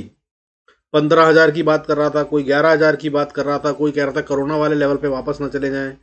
ये उस टाइम की बात है। और उसके बाद जो बड़ा दौड़ा है, तो इस समय पे क्या होता है, रिटेल को डर लगता है, डराते तो है ही ये पक्का, जैसे कि अभी भी इस समय रिटेल डर रहा है खरीदने से, माल निकाल रहा है, ठीक है। अब उसके बाद क्या होता है, फिर उसके आगे की बात कर लेते हैं, ठीक है। अगले फेस में अगर हम बात करें कि क्या आता है, तो सेकंड फेस आता है जिसमें इंक्रीजिंग वॉल्यूम होते हैं। हालांकि ये मैं पीछे भी एक्सप्लेन कर गया हूं आपको पहले, लेकिन इसमें क्या होता है, बहुत ग्रेजुअली धीरे धीरे वॉल्यूम बढ़ रहा है। 10 लाख वॉल्यूम था, आज 11 लाख हो गया, 11,25,000, 11,50,000, 12 लाख, बहुत धीरे धीरे इंक्रीज हो रहा होता है वॉल्यूम। और इस समय पे क्या होता है कि प्राइस बढ़ती है उससे ज्यादा जितना वॉल्यूम बढ़ता है, एक हद तक, जैसा कि मैंने बताया कि वॉल्यूम फ्लैट दिखाई देने लग जाएंगे, बहुत बड़ा मूव नहीं दिख रहा होता, उसी टाइम पे वो शेयर फटता है। फिर उसके बाद क्या होता है, एक बहुत बड़ा सर्ज इन प्राइस आता है, कीमत एकदम से शूट करती है, 90 रुपए का शेयर 120, 30, 40 पे चला जाएगा, यानी कि 30, 40, 50% का इंक्रीज आ गया। अब इस समय पे क्या लगता है रिटेल को, अरे छूट गया, मैंने क्यों कम खरीदा था, मैं क्यों जल्दी निकल गया, और वो फंसने की स्थिति में पहुंच रहा होता है। और इसमें प्राइस में भी सर्ज आ रहा है, और इस समय पे सबसे ज्यादा माल उनके पास से निकलता है। क्यों? दो लोग होते हैं जिनका एपिटाइट नहीं होता, 20% का प्रॉफिट आ गया, अरे यार बहुत है यार, इतना मोटा कमा लिया, 10 शेयरों में 40-40% का लॉस करके बैठे हैं, पोर्टफोलियो में रेड दिख रहा है, लेकिन एक शेयर में 20% का प्रॉफिट दिखा तो हजम नहीं होता, बेचते हैं फटाफट। जबकि इसी को अगर होल्ड कर लें तो यही 200% होने वाला है, बाकी के दो शेयरों को भी बचा देगा, जिसमें 40-40% का लॉस है, वो भी 80% इसमें से आ जाएगा, 20% फिर भी ओवरऑल पोर्टफोलियो प्रॉफिट में आ जाएगा। लेकिन रिटेल का पोर्टफोलियो कभी भी ओवरऑल प्रॉफिट में नहीं होता, कारण यही है, क्योंकि यहाँ पे आया बहुत सर्ज आया वॉल्यूम में, 20-30% बढ़ गया, बेच दिया। तो इसको भी ध्यान में रखिएगा। और थर्ड एंड फाइनल फेज क्या होता है, ये होता है एक्सप्लोसिव मूव। इसमें तो मतलब जो होता है ना, वो उम्मीद से कम होता है। इसमें क्या करता है रिटेल, ये वाला टाइम होता है, इसके बाद मतलब समझ लिए ट्रेंड खत्म होने वाला है, वो कब होता है वो भी बताऊंगा, लेकिन ये सबसे खतरनाक फेज होता है, और इसी में रिटेल सबसे ज्यादा ट्रैप होता है। उन्होंने एक शेयर खरीदा था 100 रुपए का, 130 पे बेच दिया था, 190 पे आया, फिर खरीदा, फिर फंसे 160 पे, उसके बाद बड़ी मुश्किल से 190 पे आया, फिर निकल गए 190 पे, और अब इसके बाद क्या होता है, वो 190 से सीधा 380 चला गया, 400 चला गया, और अब उन्हें फिर दुख हो रहा है कि अरे यार मिस कर दिया मैंने। दिस इज द फेस जहां पे मैं अपना प्रॉफिट बुक कर रहा होता हूं, मगर 99% रिटेल इस समय पे खरीद रहा होता है। उनको पता चलता है, न्यूज में आ रहा है रोज, भाई मार्केट ने इतना बड़ा हाई बना दिया, ऑल टाइम हाई लग गए, पिछले 25 साल का रिकॉर्ड टूट गया, मोदी जी की सरकार का रिजल्ट आया और उससे ये देखिए इतना फायदा हो गया, हमारी इकोनॉमी इतनी स्टेबल हो गई, डाउ थ्योरी ये कह रही है, ग्लोबल मार्केट्स में इतनी मंदी है पर हम फिर भी बड़े में, ये सब आने लगता है न्यूज में, मीडिया में, चैनल्स में, न्यूज़पेपर्स में, हर सड़क पे, हर चाय की दुकान पे, हर पनवाड़ी के पास लोग यही बात कर रहे होते हैं। ये वो फेस होता है, और इस समय पे रिटेल फिर खरीदना शुरू करता है। अच्छा, आईसीआईसी का शेयर तूने 90 रुपए का खरीदा था, अरे आज तो 1300 का है, 1000 रुपए पार कर गया। तूने ये वाला शेयर 10 रुपए का खरीदा था, 50 रुपए का हो गया, वाह यार इतना पैसा है इसमें, यार मैंने तो कभी लगाया नहीं, मैं भी लगा दूं। ऐसे वाले लोग कूद रहे होते हैं इस टाइम पे और पैसा लगा रहे होते हैं। तो this is what happens, and this is called FOMO. FOMO का फुल फॉर्म क्या है, फियर ऑफ मिसिंग आउट।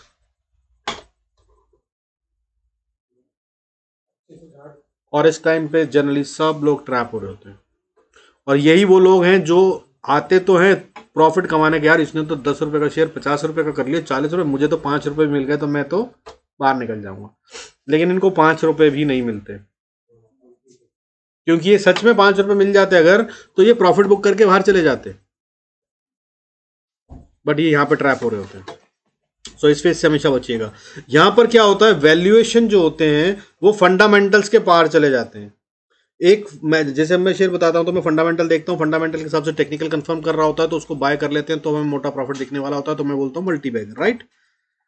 लेकिन यहां पर क्या होता है, वो मल्टी बैगर की कीमत 100 रुपए का शेयर बढ़कर 200 रुपए होनी चाहिए, लेकिन ये 250 पे ट्रेड कर रहा होता है। अब आप फंडामेंटल देखेंगे तो वो बताएंगे कि बुक वैल्यू के हिसाब से 10 रुपए का शेयर इस समय पे 120 रुपए का होना चाहिए, क्योंकि इनके इतने एसेट्स हैं और वो हैं, लेकिन वो ट्रेड कर रहा है 150 पे। रिलायंस हमेशा इसी लेवल पे रहता है आमतौर पे। अब अदानी भी आ गया, अदानी इंटरप्राइजेज भी समय से ट्रेड कर रहा है। बट इसके अलावा जनरल बाकी के शेयरों की अगर हम बात करें तो वहां पे ऐसा नहीं होना चाहिए और नहीं होता। और यहाँ पर वो बाइंग करते हैं, फुल स्विंग में रिटेल कूद रहा होता है। वो मैंने खरीदा भाई 100 रुपए का, अभी देख 110 रुपए का हो गया। चाचा के लड़के को बताया, चाचा के लड़के ने कहा अच्छा 110 का हो गया 4 दिन में, भाई मैं भी खरीद लूँ। ले ले भाई, मेरे को बताया, मैसेज आया था व्हाट्सएप पे, टेलीग्राम पे, यूट्यूब पे देखा था 130 रुपए जाएगा ये तो, खरीद ले, अभी भी बहुत मौका है। वो भी खरीद लेता है 115 पे, फिर वो अपने दोस्त को बताता है, उसको 120 में दिला देता है। फिर ऐसे करते करते खूब सारे लोग 130 पे खरीद रहे होते हैं और उसके बाद ये झटका मारता है सीधा 100 रुपए पे। जिसने सबसे पहले बताया था वो भी लॉस में, और जिन्होंने 130 पे खरीदा वो तो फंस ही गए। और फिर दोस्ती खराब हो रही होती है, भाई तूने बताया था साले, देख फंस गया यार, तूने ये करा था वो करा था, वो सब होना शुरू हो जाता है। हालांकि फंडामेंटल अगर स्ट्रांग है तो दोबारा 6 महीने या 6 साल में वो दोबारा 130 के पार जाएगा और 260 का भी होगा, लेकिन इतना पेशेंस नहीं होता। ठीक है, तो यहाँ पे बचिएगा। इस समय पे करना क्या होता है और कैसे आप समझ सकते हैं कि आप इस जगह पहुंच गए, इसके मैंने आपको लॉजिक्स बता दिए जो आपको मार्केट में दिखाई देगा और जो कुछ हो रहा होता है। बट इसको कनेक्ट करना होता है टेक्निकली, तो वो टेक्निकली कैसे करते हैं उसके लिए होता है एक SRT रेशो बोलते हैं उसको। ये होती है स्पेक्यूलेशन रेशियो टेरिटरी। और इसको कैसे कैलकुलेट करते हैं, इसको हम कैलकुलेट करते हैं करंट प्राइस को डिवाइड बाय 124 डे का DSMA, daily simple moving average. क्या चल रहा है उसका वो देख लीजिए। जब आप चार्ट में लगाएंगे डेली सिंपल मूविंग एवरेज तो वो एक वैल्यू बताएगा, लाइन बनती है, एवरेज पता है ना सबको, मूविंग एवरेज कैसे लगाते हैं चार्ट में। जब आप मूविंग एवरेज लगाएंगे, कौन सी मूविंग एवरेज लगानी है आपको, मूविंग एवरेज लगानी है 124 डेज की। 520 वो सब बात करी हमने, लेकिन अब आप कौन सी लगाएंगे 124 की। और वहां पे जो वो 124 की लाइन पे प्राइस दिखा रहा होगा राइट हैंड साइड पे दिखता है ना, वो प्राइस नोट कर लीजिए और उस प्राइस को डिवाइड कर लीजिए 124 से। नहीं, करंट प्राइस को, यानी कि अभी करंट प्राइस चल रही होगी, वो करंट प्राइस 124 के ऊपर चल रही होगी, उसको नीचे वाली से डिवाइड कर लीजिए। अब अगर ये 1 पे है तो ये अच्छी जगह है, यहां पे आप इसमें बने रहिए, मत निकलिए। अगर ये 0.55 पे है तो बेस्ट जगह है जहां बाय करना है। और अगर ये 1.20-30 पे आ गई है, 120 से 30 के बीच में, तो प्रॉफिट बुक करना शुरू कर दीजिए। हालांकि इसके ऊपर भी चली जाती है अक्सर, अभी जैसी बुल मार्केट चल रही है कई चीजें चली जाएंगी, कहां तक, 150, 55, 60 तक मैक्सिमम। लेकिन वो रिस्क लेना नहीं चाहिए, क्योंकि ये 10 में से 9 बार 125-30 की रेंज से ही वापस घूमेगी। 1 या 2 बार ही होगा, 10 सालों में आता है ये level, 1 in 10 year. Her market का एक साइकिल होता है और ये 10 साल में एक बार ही होता है, जब ये SRT 1.5 के आसपास चली जाएगी, यानी कि 1.3 को पार कर देगी। अदरवाइज 90% ऑफ द केसेस में 1.2 से लेकर 1.3 के बीच में ही कहीं घूमेगी ये। तो 1.2 दिखना शुरू हो तो थोड़े थोड़े प्रॉफिट बुक करते रहिए, अपने शेयर्स बेचते रहिए, प्रॉफिट बुक करने की जगह होती है। समझ में आ गया। और जिस दिन ये 130 के ऊपर आ गया तो मतलब बाइंग तो करनी ही नहीं है, अब कैश पे बैठिए। Got it. अभी तक जो मैं आपको दे चुका हूं ना, ये ट्रेनिंग कम से कम नहीं तो 1-1.5 लाख रुपए की ट्रेनिंग है, कोई नहीं बताएगा आपको, ठीक है। और एक ही सेशन में कर रहे हैं, और ये दोनों को मैं इसलिए दे रहा हूं क्योंकि आप दोनों बहुत नीडी हैं।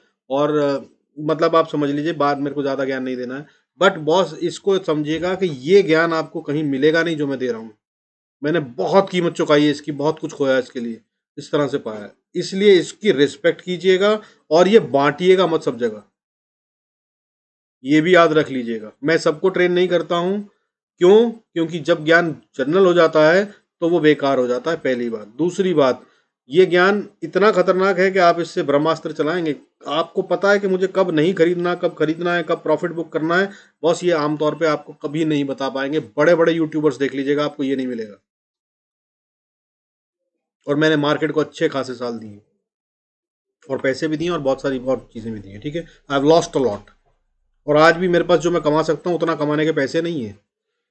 मैं अगर आज बात करूं कि मेरे पास अगर 5-10 करोड़ होता तो मैं शायद उसको 1 साल में डबल कर रहा, 3 साल में 50 करोड़ कर लेता, पता नहीं क्या कर लेता, बट मेरे पास नहीं है आज। ठीक है, so this is a price I have paid, so please do value it. मैंने आप लोगों से दोनों से प्रॉमिस भी लिया था, इसलिए मैंने आपको ये ज्ञान दे रहा हूँ, और आपसे कोई पैसे भी नहीं ले रहा हूँ। आप जानते हैं कितना पैसा ले रहा हूँ, बहुत थोड़ा सा, ना के बराबर। डू रिस्पेक्टेड, याद रखिएगा। और ये जो बताया एसआरटी, ये वो गोल्डन फंडा है जो मैं आपको बता दूं कि शायद 60% of the fund house manager जो होते हैं उनको भी नहीं मालूम होता है। इतना मतलब बड़ा ज्ञान है ये। और मैंने भी आपको कैलकुलेशन बता दी है, फॉर्मूला बता दिया है, तरीका बता दिया है, इसको याद रखिएगा और ये हमेशा काम आएगी, चाहे आप मुझसे आगे रहें कनेक्टेड ना रहें, बट ये 100% काम करती है। आज भी कर रही है, 10 साल पहले भी करती थी और 50 साल बाद भी करेगी। और इसका क्या लॉजिक है, जब कभी अगर हम आगे चले और इसके लॉजिक को समझाऊंगा, तब आपको ये समझ में आ जाएगा कि हाँ, ये तो कभी फेल हो ही नहीं सकती। ये ऐसा रूल है कि अगर बारिश हो रही है और आप बाहर जाएंगे तो गीले तो होंगे ही। Got it? चलिए अब आगे चलते हैं, let's move on to the next slide. अब बुल मार्केट्स की कुछ और बातें समझाने की कोशिश कर रहा हूं, वो क्या होती हैं कि बुल ट्रेंड जो होता है वो लंबे समय के लिए चलता है, इस बात को याद रखिएगा। मनी जी 2 मिनट रुकिएगा, मैं पूछता हूं आपसे। बुल ट्रेंड जो होता है वो लंबे समय के लिए चलता है, और बियर ट्रेंड जो है वो कम समय के लिए चलता है। हमेशा अगर आप बात करेंगे कि 10 साल की, तो 10 साल में 8 साल बुल ट्रेंड चलता है, या अगर कहूं कि 6 साल बुल ट्रेंड चलता है, 2 साल साइडवेज रहती है, और अगर बियर मार्केट करें तो वो 2 साल भी मुश्किल से रहेगी। आमतौर पे 6 महीने में बियर ट्रेंड आ जाता है, लेकिन इसके अंदर में जो 6 महीने में बियर ट्रेंड कर सकता है, वो बुल ट्रेंड को करने में शायद 5 साल भी लग जाते हैं। प्रॉफिट और लॉस की बात कर रहा हूं। अगर आपने 10 साल में 1 लाख का 10 लाख बनाया है, तो वो 6 महीने जो बियर ट्रेंड आएगा ना, वो 10 लाख के 10 लाख ले जा सकता है, आपकी इतनी कैपेसिटी होती है। सावधान रहिएगा। और उसकी पहचान क्या है, उसमें वॉलेटिलिटी कम होती है जब बुल ट्रेंड चलता है। मतलब बार बार झटके नहीं लेगा कि 20 रुपये ऊपर गया, फिर 40 रुपये नीचे आया, फिर 60 रुपये ऊपर गया, ऐसा नहीं होता। अगर कोई चीज़ बुल ट्रेंड में चल रही है तो 20 रुपये ऊपर गई है तो वो 10 रुपये, 5 रुपये, 4 रुपये नीचे आएगी, फिर वापस ऊपर जाएगी, फिर 4 रुपये नीचे आएगी, फिर और 20 रुपये ऊपर जाएगी। ये होता है बुल ट्रेंड, सिंपल भाषा में। Got it? मनी जी आप क्वेश्चन पूछना चाह रहे थे, आगे पूछ लीजिए अगर कुछ है तो। This is how it looks. अगर शॉर्टकट में देखना है तो ये पिक्चर को देख के समझ लीजिए। मैं इसको अपने पास कई दिन तक बोर्ड पे चिपका के रखता था। बुल मार्केट का मतलब क्या है कि एक्यूमुलेशन होना चाहिए, क्या एक्यूमुलेशन हो गया तो अब बड़ा मूव आने वाला है। बड़ा मूव आने का मतलब ये कि इसमें वॉल्यूम बढ़ेंगे और उसके बाद फाइनल एक्सप्लोसिव मूव आएगा। मुझे इसको कैप्चर करना है, इसलिए मैं इंक्रीजिंग वॉल्यूम में बेचता नहीं हूँ, लेकिन फाइनल एक्सप्लोसिव मूव में अगर एसआरटी पे आ गया है, मुझे दिख रहा है कि 124 के ऊपर चला गया प्राइस, और वहां पर अगर डिवाइड करने पे 1.20 के बीच में आ रहा है, तो इसका मतलब मुझे अब प्रॉफिट बुक करना शुरू करना चाहिए। फाइनल एक्सप्लोसिव मूव आ गया। और अगर आपको बात करूं एक्यूमुलेशन फेज में अगर आपने बाय करा है और आप एक फाइनल एक्सप्लोसिव मूव तक की बात रोक पाए अपने किसी भी शेयर को, तो इसका मतलब ये है कि आपने उस शेयर पे कम से कम 300 से 500% का प्रॉफिट कमा लिया है। ये पिक्चर को याद कर लीजिए। अगर आपने कोई चीज यहां पर 100 रुपए की खरीदी है एक्यूमुलेशन लेवल पे, तो वो इंक्रीजिंग लेवल पे शायद 200-250 की होगी, लेकिन फाइनल एक्सप्लोसिव लेवल तक पहुंचते पहुंचते वो 100 रुपए का शेयर 500, 600, 700, 1000 रुपए तक का हो सकता है। Got it? अब इसके बाद हमने शुरू करा था, आप लोगों को नींद भी आ रही है मुझे लग रहा है, और लंबी भी हो गई class, but because this is going on so I continue. इसको बीच में छोड़ा तो अधूरा रह जाएगा और आप समझ नहीं पाएंगे। So let me complete this, और उसके बाद will stop it. Beer market, और इसके बाद हालांकि मॉड्यूल में और बहुत कुछ है, इसको समझते रहिएगा और याद करते रहिएगा। अब इसके आगे हम चलते हैं कि क्या होता है। बात करें अगर बियर मार्केट की, तो बियर मार्केट और उसके फेज क्या होते हैं। देखिए बियर मार्केट में भी गेम लगभग वैसा ही चलता है, लेकिन उसमें क्या डिफरेंस होता है, एवरेज वॉल्यूम लगातार बढ़ते ही रहते हैं। जैसे मैंने बताया आपको, बुल मार्केट में वो हो सकता है कि फ्लैट हो, यहाँ पे फ्लैट नहीं रहते हैं, यहाँ पे वॉल्यूम बढ़ रहा होता है। प्राइस गिर रही होती है और वॉल्यूम बढ़ रहा होता है, और ये वो टाइम होता है जब बिग मनी इज सेलिंग। क्यों? क्योंकि ऊपर टॉप पे अगर एक साथ बोलो, उन्होंने तो 10,000 करोड़ का माल खरीद लिया था धीरे धीरे करके, अब अगर वो एक ही दिन में 10,000 करोड़ का माल बेच देंगे तो क्या होगा, मार्केट क्रैश कर जाएगी, तो फिर तो वो माल ही नहीं बेच पाएंगे। 10,000 करोड़ का रिटेल तो एक दिन में नहीं खरीद सकता। तो वो क्या कर रहे होते हैं, धीरे धीरे बेच रहे होते हैं। वो ट्रैप जो मैंने पिछली स्लाइड में समझाया वैसा सही ट्रैप बना रहे होते हैं, हल्का सा ऊपर जाता है, उसको लगता है अरे छूट गया मेरे हाथ से तो खरीद लो, अरे अरे अरे अब तो नीचे आएगा तो खरीदूंगा, अब उतना नीचे नहीं आएगा। लेकिन हर बार वो क्या होगा, धीरे धीरे वॉल्यूम बढ़ रहे होंगे। पहली बार वो 10,000 बेचेंगे, अगली बार बड़े लोग समझदार रिटेल वाले एवरेज करने की कोशिश करेंगे, तो वो 100 शेयर खरीदे थे पिछली बार, तो इस बार 200 खरीद के एवरेज करेंगे। ऐसे करके ट्रैप करते हैं, ठीक है। तो ये होता है उस समय कि बिग मनी बेच रहा है, वॉल्यूम बढ़ रहे होंगे, और प्राइस जो होती है वो मूव कर रही होती है रेंज में, उसका एक अपर हाई होगा, उस अपर हाई को नहीं तोड़ेगी। जब मार्केट, मैं अब आप मेरे वीडियोस रोज देख रहे हैं आपको, मैं एक लाइन बोलता हूं कि आज इतने शेयरों ने 52 वीक हाई बना दिया, इतने शेयरों ने 52 वीक हाई बना दिया, राइट। और ये तभी होता है जब बुल ट्रेंड हो। क्यों? क्योंकि बॉस ये वो टाइम है जब माल खरीदा जा रहा है, तभी 52 वीक हाई बन रहे हैं, यानी कि वो प्रीवियस हाई को तोड़ तोड़ के ऊपर जा रहे हैं, right. So that's what the trend of bull. लेकिन जब बियर मार्केट चलेगी तब वो अपने हाई 52 वीक को तोड़कर ऊपर नया 52 वीक हाई नहीं बना रही होगी, वो तब कुछ और कर रही होगी। एक रेंज होगी, बार बार वहां जाता है, नीचे गिर जाता है, और लोग सोच रहे हैं कि उसके पार जाएगा एक दिन, लेकिन वो नहीं जाता, बार बार नीचे का। So that's the. और एवरेज वॉल्यूम ग्रेजुअली इंक्रीज हो रहे होते हैं, हर बार वो 10,000 फिर 20,000 50,000 शेयर ऐसे बेच रहे होते हैं, ठीक है। उसके बाद मिस्टेक्स क्या करते हैं, मिस्टेक्स जो रिटेल करता है वो सबसे बड़ी ये करता है कि वो 100 रुपए का शेयर खरीदता है, उन मुझे पता है कि ट्रेंड उसका वो दूसरा चल रहा है, 90 रुपए पे आ गया, 10 रुपए का लॉस है, नहीं यार अभी बढ़ जाएगा, अब तो बहुत गिर गया, अब क्या निकलूंगा। फिर वो 80 पे आ जाता है, फिर वो सोचता है नहीं नहीं यार अब तो बहुत हो गया यार, अब इससे ज्यादा क्या गिरेगा। फिर वो 60 पे आ जाता है, अरे यार मैं तो फंसी गया, अब निकल के तो बिल्कुल कुछ फायदा ही नहीं है यार। वो 50 रुपए 40 रुपए 30 रुपए भी आ जाता है, और वो बेचारा फंसा रह जाता है, और फिर वो सोचता है कि अरे यार अब क्या करूंगा इसको बेच के, अब तो कुछ मिलेगा नहीं। मैंने बताया कि 50 60 70% भी टूट जाते हैं शेयर उसके बाद, क्योंकि रिटेल अगर स्मार्ट मनी निकल गया है तो अब बढ़ाने वाला कोई है ही नहीं, अब तो गिरेगा ही। आज पवन ने बेचा है, कल मनीष बेचेगा, तरसों मनी बेचेगा, कोई और बेचेगा, ऐसे बिकता ही रहेगा और वो नीचे आता रहेगा। हाई बनने के लिए स्मार्ट मनी की एंट्री चाहिए, वो हो नहीं रही, खत्म। ये गलती सबसे बड़ी होती है जो रिटेल करता है, सो डोंट डू दिस, ठीक है।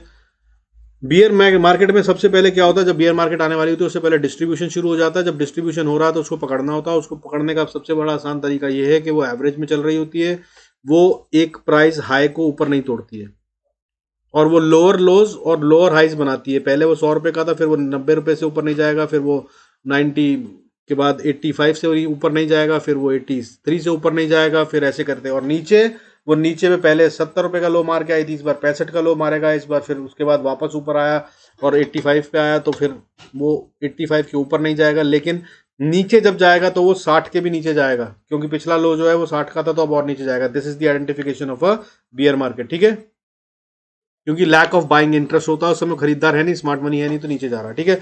सेकंड फेज में क्या होता है, सेकंड फेज में होता है बैंकर पैनिक होता है। वही मैंने बताया आपको कि 100 रुपए का शेयर जो है वो 70 रुपए पे चला गया, अब तो फंसा हुआ हूँ। ज्यादातर लोग अरे यार ठीक है यार, अब जो हो गया लॉस, मुझे तो पवन ने कहा था खरीद लिया था मैंने, मुझे काम ही नहीं करना शेयर मार्केट में, बेचो इसको यार, खत्म करो, जो हो गया भूल जाता हूँ। वो वाले शेयर बिक रहे होते हैं उस समय, सेकंड फेज में। और इस दौरान में सर जाता है, सब भर के माल बेच रहे हैं, जिसका भी है वो कह रहा है जान दो यार, मैंने तो बहुत 2 साल इंतजार कर लिया, उसके बाद भी प्रॉफिट नहीं दे रहा, अब नहीं होगा, फेंक रहे हैं सब माल, फेंक रहे हैं, बट जो मिल रहा है वो ले लूं यार, वरना तो डूब जाएगा। उसके बाद क्या होता है अगला फेज, मैक्सिमम फॉल इसी फेज में आता है। अगर आपने इस फेज को सर्वाइव कर लिया तो इसके बाद बेचने की नहीं, खरीदने की कोशिश करें तो आप फिर भी प्रॉफिटेबल हो जाएंगे, लेकिन वो ये भी नहीं करता रिटेल। उसके बाद अगला फेज कहाँ आता है, जो अगला फेज आता है उसमें प्राइस फॉल जो होता है वो बहुत तेज हो रहा है इस दौरान में, सेकंड फेज में। इसके थर्ड फेज में नहीं होता इतना फॉल, जो उनका प्राइस फॉल होना था वो सेकंड फेज में सबसे ज्यादा होता है। जब कोई शेयर 30% से ज्यादा, मैंने रूल बताए आपको, अगर आपने लिखे हैं तो अब तक ये पूरी गेम समझ चुके हो। अगर आज की ट्रेनिंग के बाद दोबारा क्लास भी नहीं लोगे ना, इन रूल्स को याद करोगे तो आप आराम से एक अच्छे इन्वेस्टर बन सकते हो, गारंटेड बोल रहा हूँ, गारंटेड। सिर्फ इन रूल्स को कनेक्ट डॉट कर लेना, आपको नुकसान नहीं हो सकता। यहाँ पर अगर मैं करूंगा तो क्या करना है कि 33% शेयर टूट गया, उसके भी नीचे आ गया, तो कितना नीचे आएगा वो देख लो। ये तो 70% टूट चुका है शेयर, अब ये इसके नीचे जाएगा, वो बहुत कम परसेंटेज में जाएगा। यहाँ पर आप अगर 10 10 20 20 शेयर करके, अगर आपने 1000 शेयर खरीदने हैं, 100 शेयर खरीदने हैं, 5-5 10-10 शेयर करके खरीदना शुरू करोगे तो आपकी अगले 6 महीने से 1 साल में अच्छा शेयर फंडामेंटल आपने ले रखा है और उसको बाय कर रहे हो, तो ऐसी एवरेज निकल आएगी कि अगर अगले 5 साल, जैसे खरीदने में 1.5 साल लगाया मान लीजिए, तो अगर अगले 5 साल आपने होल्ड कर लिया तो वो आपको मल्टी बैगर रिटर्न दे जाएगा। क्यों? क्योंकि वो अब 30% पे आ चुका है, 200% तो ऊपर उसको जाना ही है और उसके ऊपर होगा। जैसे कि अभी पंजाब नेशनल बैंक ने ब्रेकआउट दिया है, सदियों से वो ब्रेकआउट नहीं दे रहा। जैसे आईटीसी ने दिया था थोड़े दिन पहले, कम से कम 6 साल वो वहीं प्राइस पे अटका था, जा ही नहीं रहा था ऊपर। जब ब्रेकआउट दिया तो वो ऐसे ही पार हो गया, रुकता ही नहीं है, अभी भी बढ़े जा रहा थोड़ा थोड़ा जब मौका मिलता है उसको, right. So that's how you can enter ऐसी जगहों पे, बट ये भी सही जगह नहीं है एंट्री की, बट ये जगह पर आप बाइंग शुरू कर सकते हो सेकंड फेज खत्म होने के बाद थर्ड फेज में। और थर्ड फेज की क्या पहचान होती है? थर्ड फेज का पहचान ये होती है कि प्राइस जो है वो एक छोटी रेंज में मूव करना शुरू कर चुकी होती है। अगर आप इसको कनेक्ट करें ना, तो बुल मार्केट में यही फेज को हमने ऊपर आइडेंटिफाई करा है। वो क्या बाइंग हो रही होती है वहां पे, प्राइस में मतलब वॉल्यूम बहुत ज्यादा नहीं होते, लेकिन बाइंग शुरू हो जाती है, प्राइस की मूवमेंट बहुत ज्यादा नहीं होती, ठीक है। तो ये third phase overlapping with one first phase of bull market होता है ऑलमोस्ट। तो इन दोनों में कंफ्यूज मत होइएगा, आदमी यहीं पे कंफ्यूज होता है। और यहाँ पर थोड़ी थोड़ी इसलिए बाइंग करते हैं, अगर आप इन्वेस्टर हैं तो छोटी छोटी बाइंग करिए, वरना ये ट्रेडिंग का टाइम बिल्कुल नहीं होता। Third phase of beer market and first phase of bull market trading का टाइम नहीं होता, ये इन्वेस्टमेंट का टाइम होता है। इस समय पे अपने पोर्टफोलियोज बनाने चाहिए। Got it? अब मेरा जो डिस्क्लेमर है कि मैं इस टाइम पे इन्वेस्ट कर रहा होता हूँ, जो मैंने आपको बता ही दिया, I keep investing my profit. इस दौरान में मैं क्या कर रहा होता हूँ, जो मैं अपने ऑप्शंस खेलता हूँ, वो ऑप्शंस में जो जो छोटे छोटे प्रॉफिट आ रहे होते हैं, उसमें वो तरीके से जो इन्वेस्टमेंट का बताया, 1000 शेयर खरीदे, फिर 500 बेच दिए, 600 बेच दिए, 700 बेच दिए, ऐसे करके, क्योंकि अब मुझे पता है ये रेंज में है। साइडवेज चली गई मार्केट, यही टाइम होता है जब साइडवेज होती है मार्केट, अदरवाइज बाकी टाइम पे ट्रेंडिंग होती है, और ट्रेंडिंग में 80% टाइम्स मार्केट बुल मार्केट होती है। अब इसके आगे चले तो मार्केट्स जो होती हैं, बियर मार्केट की जानकारी की बात करें तो क्या होता है, बियर मार्केट बहुत छोटा होता है, जैसे मैंने बताया था वही अभी फिर बता रहा हूँ। बुल मार्केट बड़े होते हैं और बियर मार्केट बहुत कम समय के लिए होता है, और इस दौरान में वॉलेटिलिटी ज़्यादा होती है, लेकिन पीरियड छोटा होता है। अचानक से 10% शेयर गिर जाएगा 2 ही दिन के लिए, फिर 12% उठ जाएगा, फिर 8% उठ जाएगा, फिर 6% 4% उठ जाएगा, ऐसे चल रहा होता है। लेकिन अगर आप इसको होल्ड करें, अगर एक महीने का चार्ट देखेंगे तो मार्केट वहीं थी वहीं है, बहुत ज़्यादा मूव नहीं हुआ, एवरेज वहीं रहती है, ठीक है। तो दिस इज हाउ, अगर मैंने बताया आपको कि ये देखिए ये होता है फेस ऑफ बुल मार्केट, ये मार्केट का एग्जाम्पल जो दे रहा हूँ। देखिए हमारा 2008 में फाइनेंशियल क्राइसिस आया था, सबको पता है, राइट। लेमन ब्रदर्स वाली कहानी, अगर आप लोगों ने नाम तो सुना ही होगा, ना भी पता हो तो। उस दौरान में क्या हुआ था, वर्ल्ड खत्म हो जाएगा ऐसा माना जा रहा था, अमेरिका बैंकरप्ट हो सकता है, ये हो जाएगा वो हो जाएगा, ये माना जा रहा था। वो कितने दिन चला था पता है? 2008 वाला फाइनेंशियल क्राइसिस 516 दिन। ग्लोबल मार्केट की बात कर रहा हूँ, पूरी दुनिया में मंदी आ गई थी, जिसकी अभी भी बात हो रही है कि 2023 जो है वो रिसेशन होगा, वही की बात अभी कर रहे हैं। तो ये कितने दिन चला था? ये 516 दिन चला था 2008 वाला, करीब करीब 2009 के बीच तक, मिड तक, 2010 तक चला था। उसके बाद जब ये शुरू हुआ, देखिए ये डिप है, ये चार्ट है डाउ का, ठीक है, डाउ जोन्स की बात कर रहा हूँ। यहां से जब ये चला 2009 से, तब उसके बाद हम 2020 तक बुल रन में थे। मतलब अगर हम बात करें 2008 से 2010 तक, 2 साल हम रहे बियर मार्केट में। उसके बाद 2010 से 2020 तक, यानी कि 10 साल बुल रन कंटिन्यू हुआ। और इस दौरान में अगर आप बात करें 2010 में, मालूम है आपको निफ्टी कितने पे चल रहा था? अंदाजा लगाना भी मुश्किल होगा आपके लिए। 2010 में ये 5-6 हजार के आसपास चल रहा था, आज कितने पे चल रहा है? 18 हजार पे। 10 साल में 300%, 3 गुना हो गया। निफ्टी की बात कर रहे हैं, मार्केट की। और अगर मार्केट जो है वो 300% बढ़ गई है ना, तो इसका मतलब इसमें ऐसे शेयर भी हैं जो 3000 4000% बढ़ गए होंगे। दूंगा इनका भी example. So this is what it is. और उसके बाद हमारा 2020 में कोरोना आया, तो एक डिप आया जिसे हमने कहा करेक्शन है, और उस दौरान में हम 8000 तक 9000 तक भी चले गए। लेकिन अब ये बात समझ लो, और वो जो 10 साल पहले 5000 थी, वो 5000 दोबारा नहीं आया और दोबारा नहीं आएगा कभी भी। अब ये समझ लो 516 दिन हम रहे बियर मार्केट में। तो बियर मार्केट छोटे होते हैं, कम टाइम के लिए होते हैं। छोटे का मतलब 516 कम दिन नहीं होते, ये भी 1.25 साल हो गए लगभग। और अगर हम बात करें बुल रन की, तो वो 1461 दिन, 1461 दिन, मतलब समझ लीजिए। इसको देखिए आपके क्या होता है। तो समझने की बात छोटे में क्या है कि बियर मार्केट्स जो होती हैं वो कम टाइम के लिए होती हैं, और बुल मार्केट जो होती हैं वो बड़े समय के लिए होती हैं। तो bear market is always an opportunity to invest, but investor बनिएगा, ट्रेडर बने हैं तो मरेंगे, इसमें याद रखिएगा।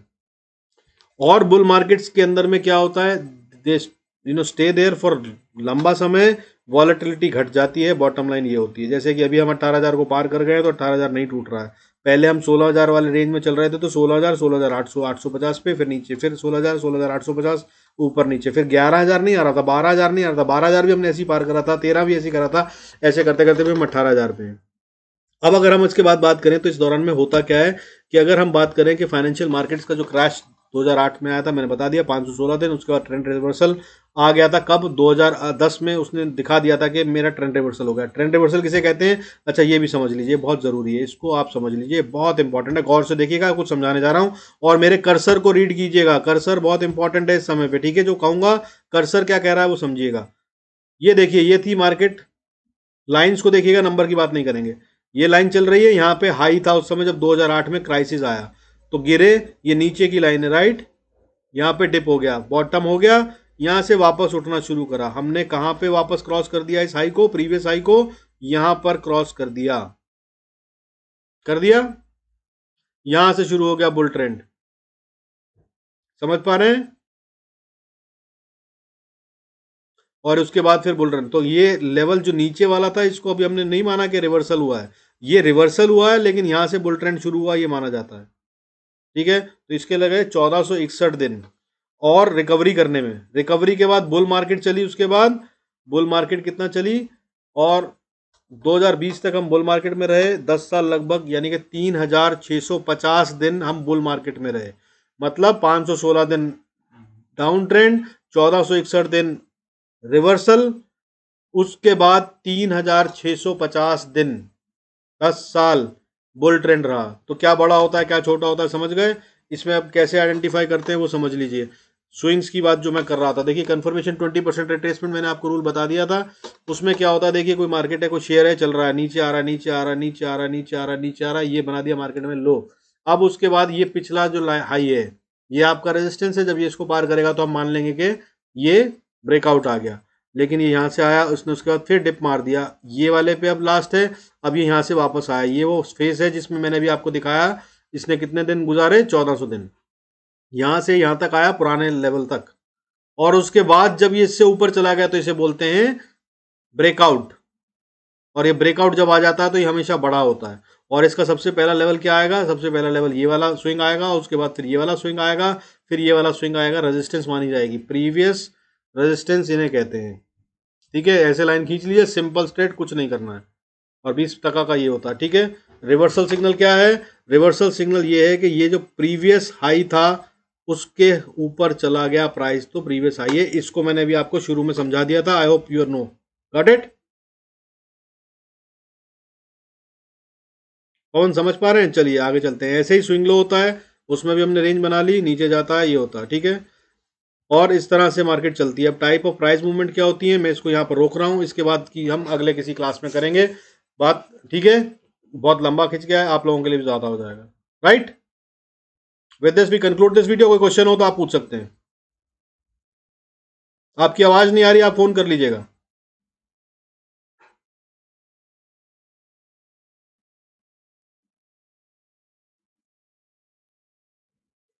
आवाज़ नहीं आ रही है आपकी,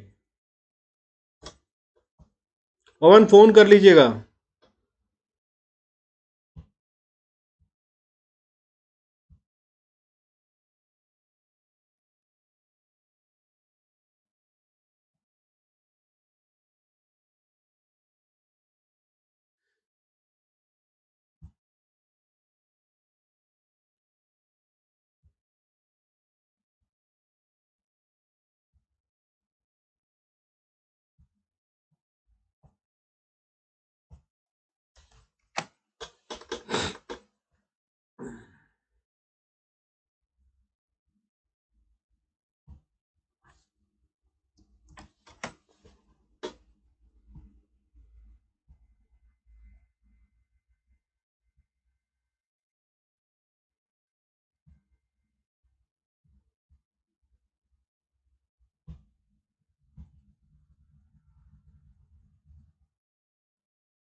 आप पवन, आप बोलिए, आवाज आ रही है क्या आपकी?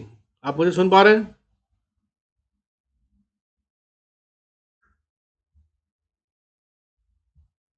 पवन यार, आपकी आवाज क्यों नहीं आ रही है मुझे? एक मिनट रुकिए, कहीं मेरे यहाँ से तो म्यूट नहीं है आप?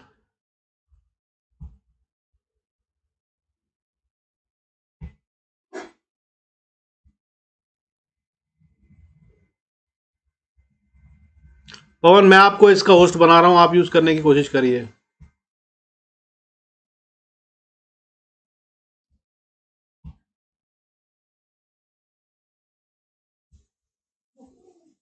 चलिए 2 मिनट और, थोड़ा सा रहेगा।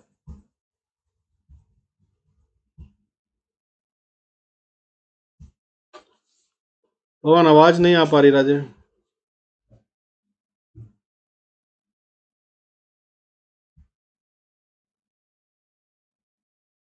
आपका देखिए ब्लूटूथ से कनेक्ट कर रखा है शायद आपने, वो कहीं वही तो डिस्कनेक्ट नहीं हो गया, या उसमें कोई प्रॉब्लम आ रही है तो उसको हटाकर म्यूट दूसरा सिस्टम वॉइस पे आ जाइए, क्योंकि मैंने अभी तक म्यूट करा नहीं है और क्या हो रहा है पता नहीं। और मनी की आवाज़ आ ही रही थी पूरी।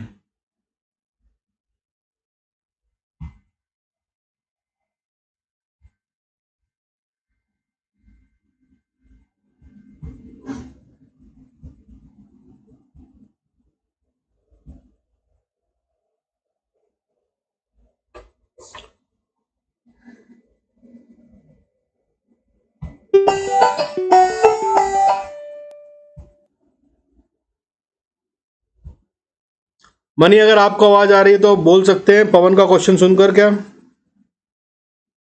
वी आर क्लोजिंग इट, अगर कोई क्वेश्चन है तो पूछ सकते हैं। पवन की आवाज़ नहीं आ रही मेरे पास। ऑडियो नहीं आ रही है। ऑडियो मेरी आवाज़ नहीं आ रही है आपके पास?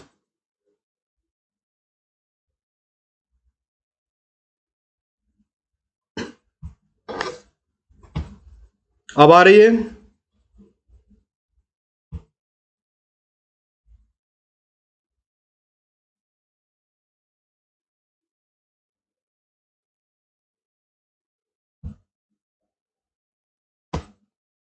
अभी आ रही है आवाज़ मेरी? हाँ, आ रही है।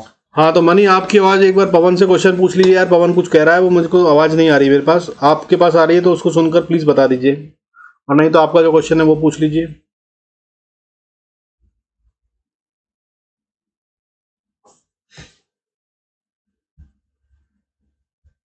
बोलिए पवन जी।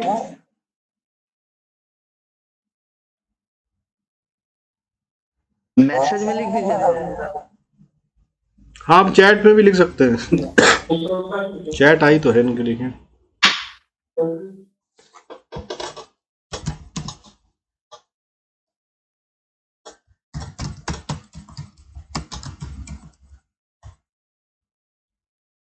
मनी, आप क्वेश्चन पूछ लीजिए, पवन कह रहे हैं वो व्हाट्सएप पे पूछ लेंगे, जरूरत होगी तो चैट कर लेंगे मुझसे। आपका कोई क्वेश्चन हो तो पूछ सकते हैं। सर वो एसआरटी वाला फिर से जानना था। पूछिए, क्या जानना है? मैंने समझा तो दिया है, फॉर्मूला आपने लिख लिया है। 124।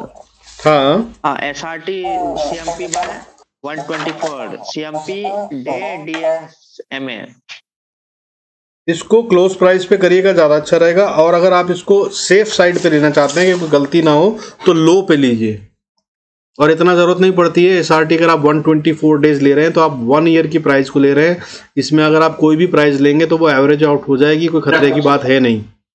बट ठीक है, और मैंने तो रेंज दिया आपको 120 से 130, तो 121 पे बेचेंगे, 122 पे बेचेंगे, इससे क्या फ़र्क पड़ता है? अगर आप लो पे लेंगे तो शायद आप 121 पे बेच देंगे, अगर आप हाई पे ले रहे हैं तो शायद 123 तक चले जाएंगे, और आप क्लोज पे चल रहे हैं तो क्लोज में बड़ी फ्लक्चुएशंस गायब हो जाएंगी, तो हो सकता है शायद आप 119 पे बेच दें। इससे बहुत फ़र्क नहीं पड़ेगा, मगर आप बात को समझिए, लॉजिक को समझिए और उसको यूज़ करिए। ठीक है, जिस भी प्राइस पे आप चाहे ले सकते हैं, लेकिन close is the best price. Close पे लेना एक कंफर्मेशन होता है, लेकिन इसमें बहुत ज़्यादा फर्क नहीं होता। अगर वो हाई पे आ गया ना तो 2 दिन में वो क्लोज पे भी आ जाएगा, ये बात याद रखना।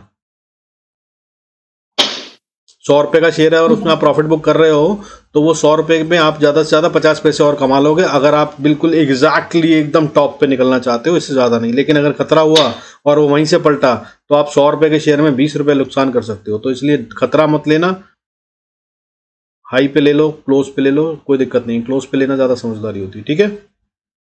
और जो मैं कुछ पढ़ा रहा हूँ ना, मनी और पवन दोनों, एक बात याद रखना दोस्त, मैं जो है ये आपको ट्रेनिंग नहीं दे रहा हूँ, इसलिए लॉजिक्स पे ध्यान देना, लॉजिक समझा रहा हूँ मैं, ये लॉजिक कहीं नहीं मिलते।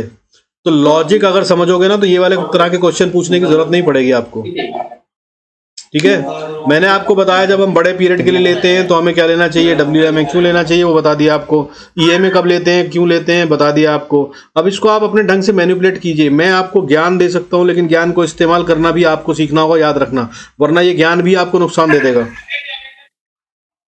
और मैं इसीलिए ट्रेनिंग नहीं देता हूँ, वरना अगर मैं ये सारे वीडियोस, इतने सारा मैंने जो आज आपको दिया है ना, इनको अगर 15-15 मिनट के 10, 20, 25, 50 वीडियो डाल दूं तो सोचिए आप कैसे लोग देखेंगे और भर भर के क्या क्या होगा, हाँ के ना।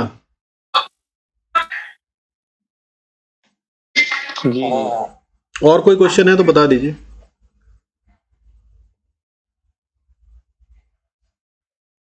पवन आप ये चैट पे भी लिख दीजिए, मैं चैट देख लूंगा। आप अगर अभी कोई क्वेश्चन पूछ रहे हैं, मेरे पास आवाज नहीं आ पा रही है आपकी।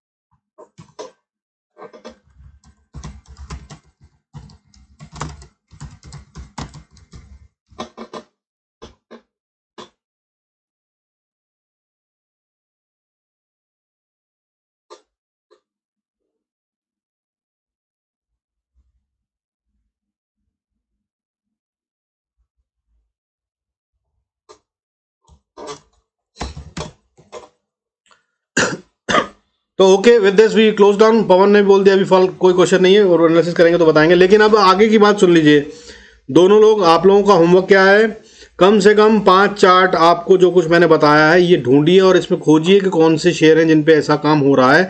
जो कुछ भी बताया मैंने, स्विंग हाई स्विंग लो बताया आपको, SRT बताया आपको, मूविंग एवरेजेस बताई, 5 EMA और 5 EMA SMA और WMA बताया, इन सब को कर कर खोज कर लाएंगे और इन सब के अंदर आपने क्या करा वो बताएंगे। और अगर आप बताएंगे तभी मैं अगली क्लास लूंगा, नहीं तो I will not be continuing teaching you, ये बात बता दूं आपको। मैंने पहले बता रखा है आप लोगों को, मैं होमवर्क बहुत सीरियसली लेता हूँ, अगर जो होमवर्क नहीं करेगा तो वो नहीं पढ़ रहा है, ये बात क्लियर है। और ये बता दूं आपको, अगर आप इसको मजाक समझ रहे हैं, मैंने आपको बहुत कुछ बता दिया और बहुत चीज़ों से आपने कनेक्ट कर लिया और आपको लग रहा होगा कि आप ज्ञानी हो गए। एक बात बता दूं आपको कि मार्केट इतनी आसान नहीं है। ये पूरी स्टडी जो है, ये आपने अगर इंजीनियरिंग करी है या MBA करा है तो उससे भी ज़्यादा आगे की कॉम्प्लिकेटेड स्टडी है, इसमें भी बहुत कुछ है और इसको पूरे को मिलाकर काम करना होता है। इंजीनियर का मतलब ये नहीं होता कि नलका बनाना सीख गया या मैं बिजली का तार लगाना सीख गया, राइट। क्या फ्रीक्वेंसी, क्या वोल्टेज, क्या सब कुछ कंप्लीट सीखना होता है, तब आप इंजीनियर होते हैं। और उसके बाद भी कोई अच्छा इंजीनियर होता है और कोई बेकार इंजीनियर होता है, याद रखिएगा इसको, इसको मजाक मत समझिएगा। Share market is not a joke, ठीक है।